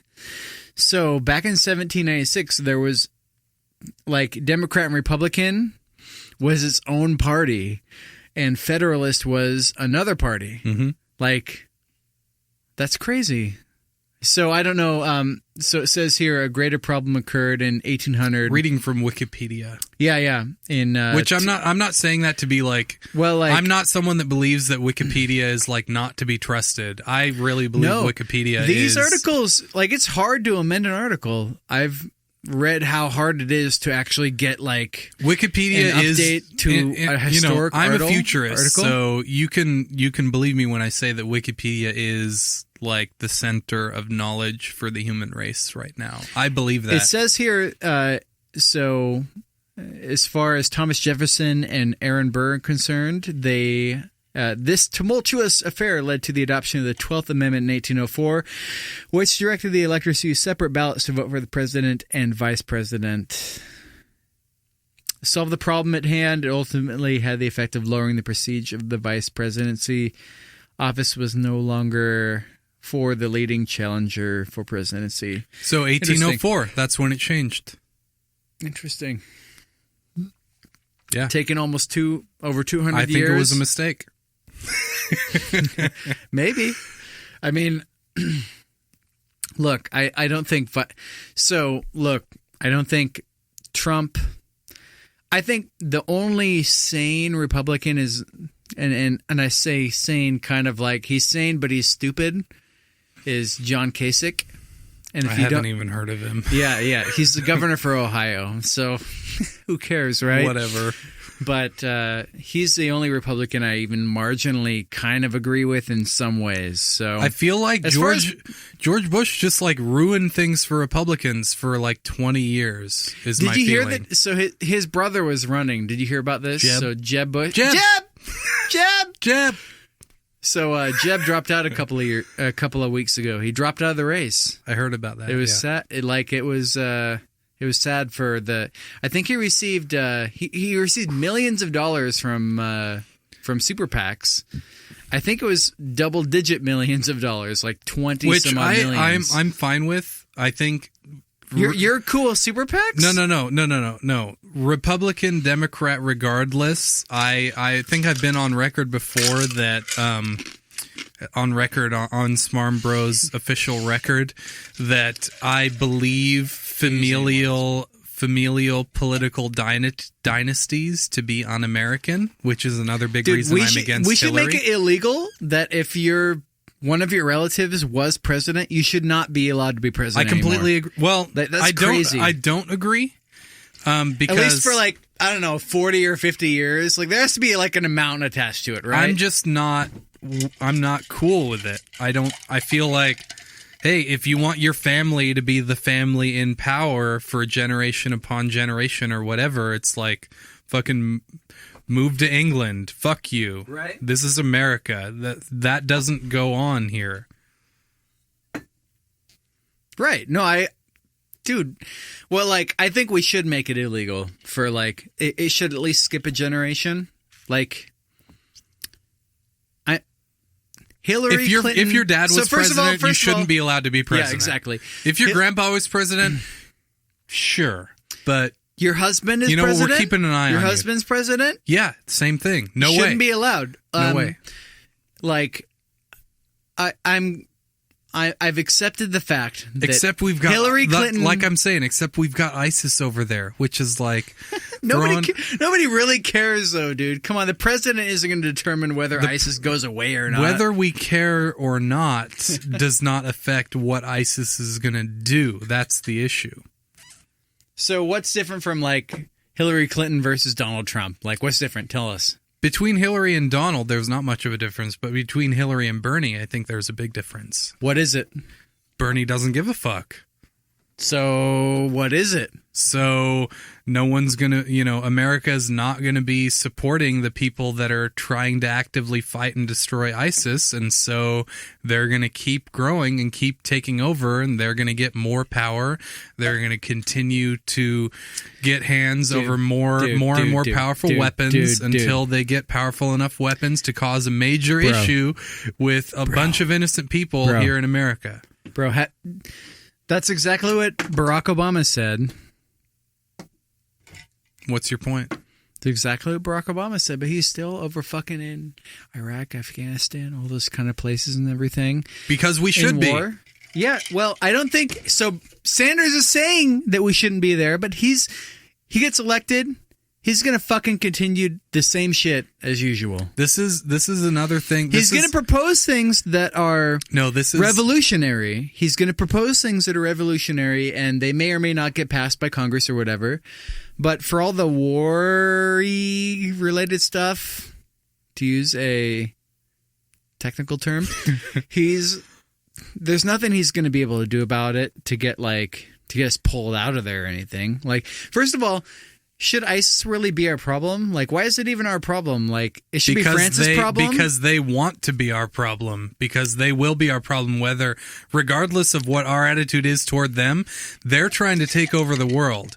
And they're okay with killing millions of innocent people in order to do that. But come on. They've killed a ton of people in France. They've killed some people in San Bernardino. Where else in America have ISIS committed acts of terrorism? Well, I guess you're right. Since they haven't done it yet, they never will. You win. Let's move on. Look, I agree with pretty much. Look at their videos. Look at what the leaders are saying they are planning on doing, and they're winning right now. No. I mean, with every battle they have, they're winning. And look at what their plans are. Think about if they had unlimited power, what kind of world would they make? One moment though, The main for the Republican Party, their main thing is the fear of ISIS and the fear of everything. This is another thing that Sam Harris brings up. It's horrible. It's a big issue that the only people that are being realistic about the issues in the Middle East are these wacko Republican people. And all of the liberal people are basically saying that to say that ISIS is an issue is discrimination. These are called regressive leftists. Well, I don't agree with Sam Harris regressive on this. left. Like the main to sensationalize ISIS and say like they're going to terrorist attack every single state in the United States. That's not sensational. Well, to say that like we need to elect a president based on he's not saying which president we should elect. I've listened to the podcast. You haven't. It's fine. Like I've listened to what he said. You haven't. So if you're going to say what he said, you should expect Harris. You should expect some Harris. combat here. I'm just saying that like I don't think that the president really has that much influence over how like I don't think it should be a platform for the president to be like we need to be looking at ISIS and be like this is a big deal. Like we need to be looking at there are way bigger problems internally in our country that Bernie's bringing up, that Trump is bringing up as well, unfortunately, that we need to be looking at. Trump's solution to ISIS, though, is that, look, I'm just going to get rid of ISIS. I don't know how it's going to be done. I'm just going to do it. I'm going to sit down with them. We're going to make a deal. I mean, that's why I'm still, if I have a choice between Trump and Hillary, I'm going to take Hillary, for sure. Yeah. It's a bit unfortunate. I'm voting for Bernie Sanders, okay? That's what I'm doing. He said he's going to be in the election for all 50 states. He's not going to drop out. He said he's not going to drop out. I mean, he's received they've set like records for like the donations he's received and stuff. It's kind of cool. It's pretty interesting. Like he hasn't received any super PAC. Yeah. Like his average donation amount is like $20. Yeah. It's like $24 or something like that. So I love Bernie Sanders, but he's funny too. He looks like a Muppet. The person that does, I like the comedian that does the impression of Bernie Sanders way more than I like the comedian that does the impression of Hillary. The comedian that does the impression of Trump is amazing, though. You got to admit, like he's got that like Russian or like whatever last name. What is his name? I don't even know his name. I haven't really heard of him before. So it's James Adomian does an awesome Bernie Sanders. I'll look it up right now. Wait, if you watch SNL, Larry David is bullshit. Larry David. Anthony. Oh, so Tony Antimanuik. Yeah. Anthony Antimanuik. Larry David doing Bernie Sanders is bullshit. Larry David is just doing Larry David. Look, as parentheses Bernie Sanders. James Adomian actually is doing an impression of Bernie Sanders. If you haven't seen That's SNL hilarious. from when Larry David hosted it, it was amazing. They had like a Curb Your Burnenthusiasm, and it was hilarious. It was absolutely like. So did you watch it? That, okay, no. so was that recent? Yeah. It was like 2 weeks ago. I haven't seen it. I'll have to get on YouTube. Anyways, so the funniest thing from that was like. So he's playing Bernie Sanders and he's at like a rally, and like after the rally, like a supporter like comes up to him and she's like, "Oh my God, Bernie, I'm so happy about that. Like, please." And she like sneezes in her hand and she goes to shake it. And he's like,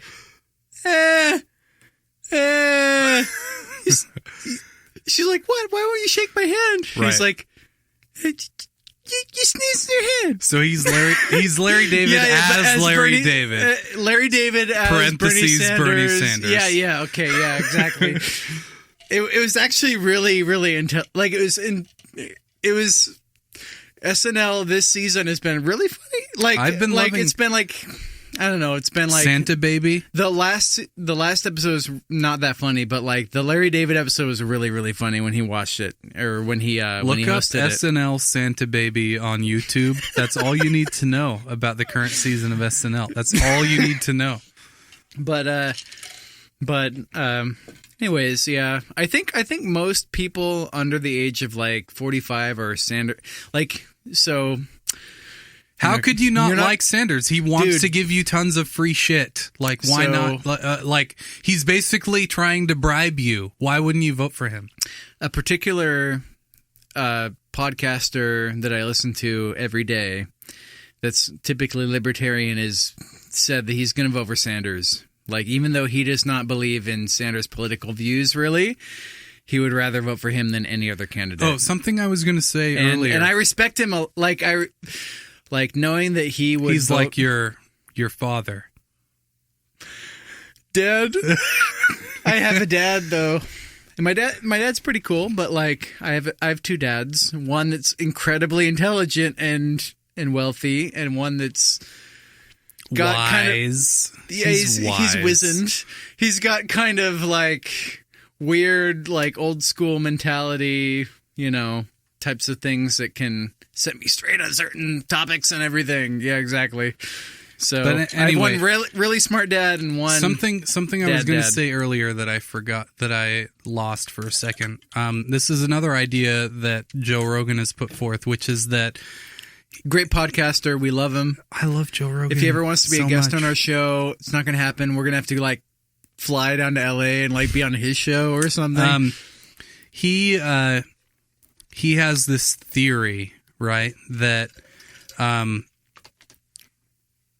every president, the reason why presidents seem to change between what they say during their campaign versus what they actually do when they're in office is that, like, there's this certain category of information that is reserved for people that are actually president, right? Yeah, exactly. And so it's like, whatever you think you know, whether you're a senator or a governor or Donald Trump or whoever the fuck you might be, once you get sworn in as president, you get sit down in this room and you get this this batch of information that's like, Joe Rogan says, like, oh yeah, by the way, aliens are real, like they've been here a couple times, their leader's name is Yagnagnook or whatever. Does he really say that? No way. He said something like this, yeah. No way. Yeah.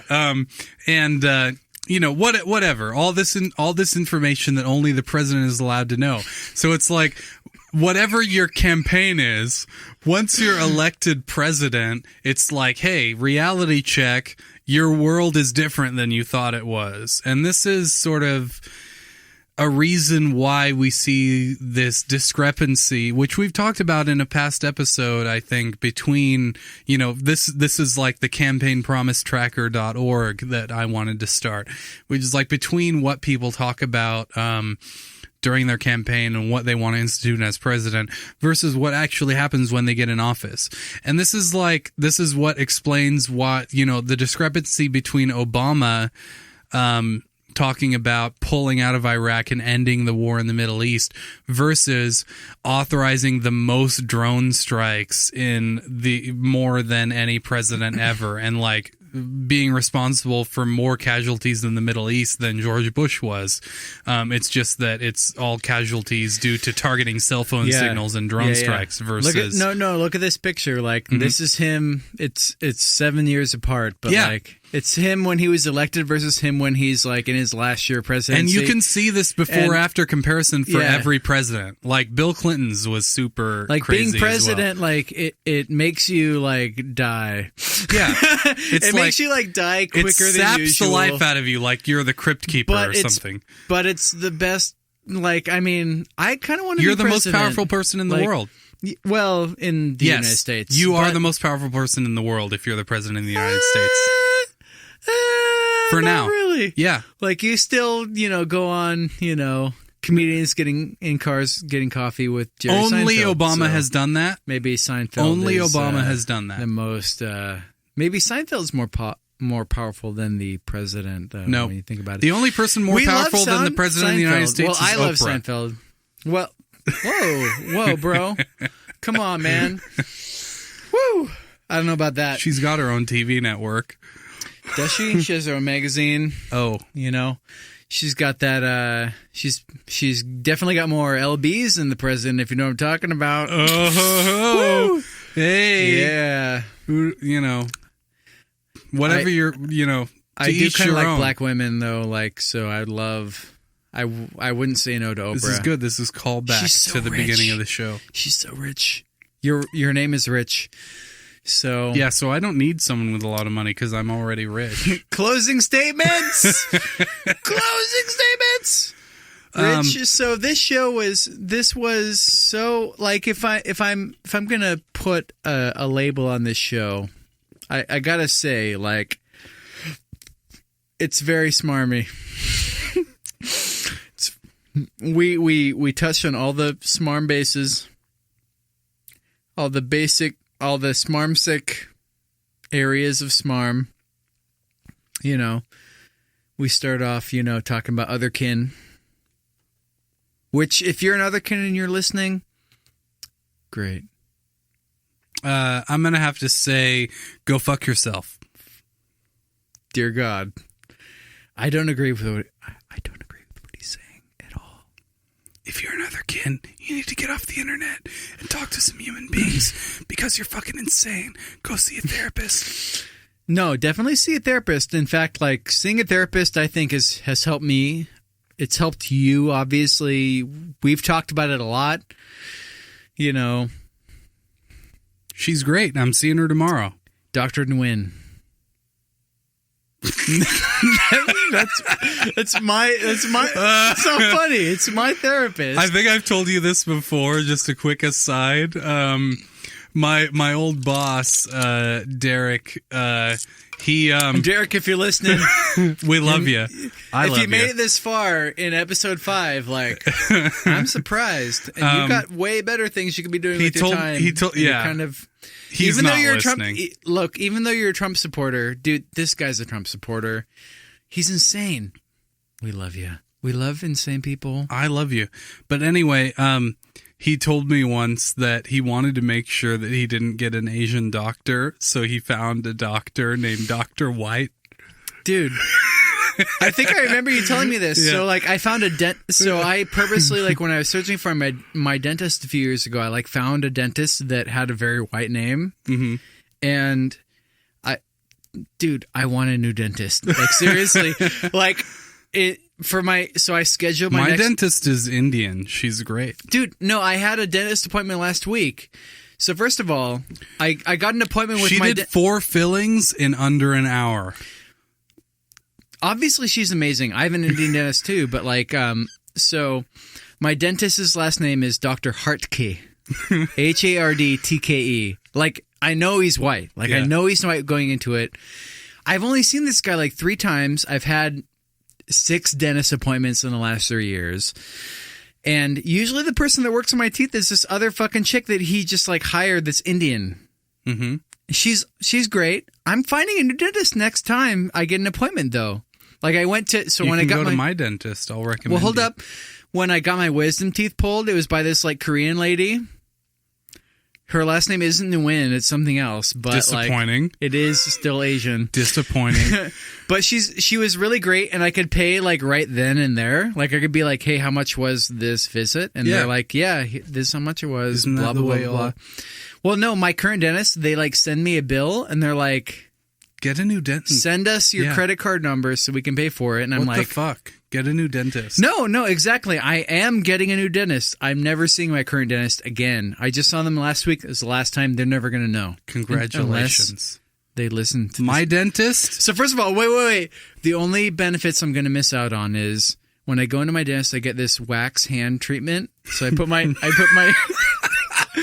so this is great. Dentist / manicurist. It's like a yeah. So I mean, I get like a spa treatment. It doesn't cost extra. I like put my left hand, I dip it in wax for like 30 seconds, and I pull it out, and it's like hardened wax. And I put my right hand in, dip it out. It's like hardened wax.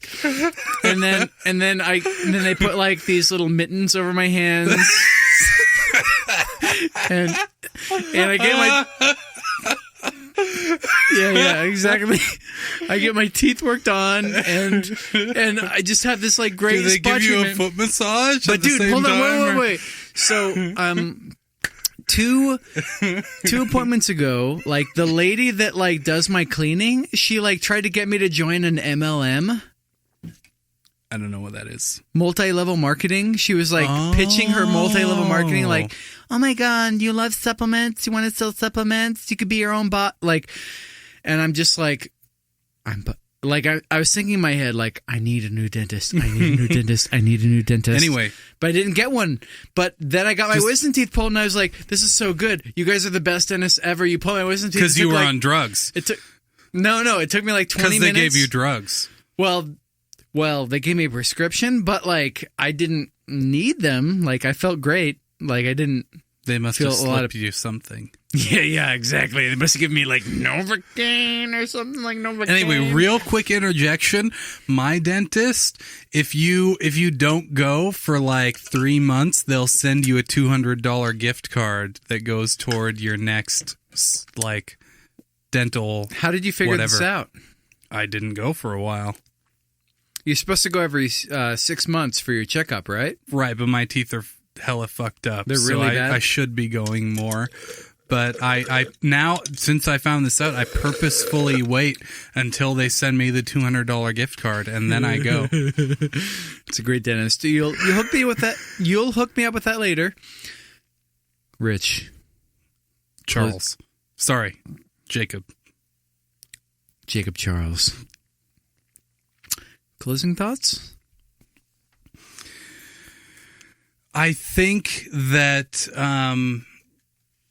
robots are going to be super helpful in the future, and even though they're not even completely humanoid, like they're not at the android level yet, people are already feeling empathy for them. They don't even have sentience yet. They just have basic programming.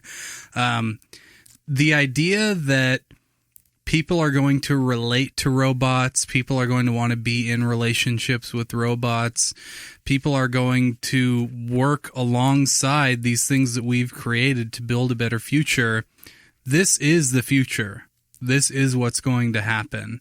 And our brains are ready for it. We are already ready to have these allies to allow us to move into the future and build a better world, solar system, galaxy, universe.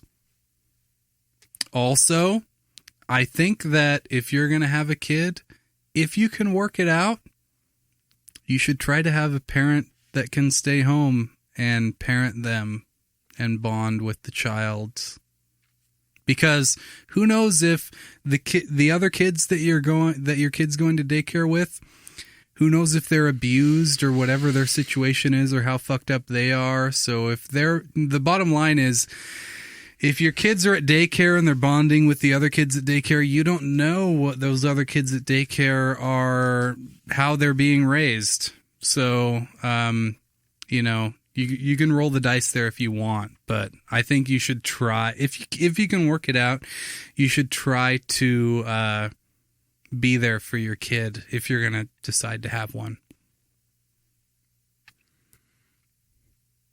My turn? Sure.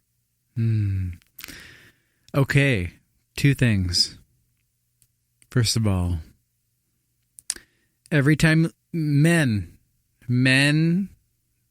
listening to SmarmBros that are in hour 3, almost hour 4. This is a record. Yeah, we're making records left and right. Record. Every time you splooge, it's a blank check. It's billions of blank checks. So every time you splooge, it's millions of little blank checks out there, okay? So if you haven't thought about it, vasectomy is a great option. It's not something we talked about on the podcast, but, it's a great option. And when it comes to having kids and daycare, don't worry about it, because when you're listening to this, like, you're going to have the robot nannies that are going to be able to take care of your offspring at home, and you won't need to, and you can program them to be like, okay, well, discipline the kid when this. Codsworth. Exactly. As long as you interjecting on my closing thoughts. As long as you wait 5 to 10 years. Go ahead. Well, patience is a virtue. If you want a child, if you want chilrenz, that's, by the way, the plural, chilrenz. There's no D. Chilrenz. Wait 5 to 10 years, and you're all set. This has been another amazing episode of SmarmBros. I think we nailed it. You know, we didn't just nail it. Like, there's been every single emotion in this episode. Anger. Rage. Fear. Hope. Dedication. Confidence. And other emotions that exist. And unbranded vodka. So please, Red if you Square vodka. show at SmarmBros.com. Please shoot us an email if you liked what you heard. Tweet about us. Hashtag Bag of Lemons. Follow us on Facebook. Dude, like SmarmBros at Facebook.com. Facebook/SmarmBros. Twitter, SmarmBros is our handle on Twitter. Like, we post crazy stuff every couple of days. Sure. Yeah, it's totally a thing we do. Also, check back to see how often Rich speaks versus how often Charles speaks. There you go. Perfect. All right, Sorry, everybody. Jacob Charles. Jacob Charles. With a K. With a K. SmarmBros.com. We appreciate you guys. So, keep it real. Talk to you later. Surf the net, bros.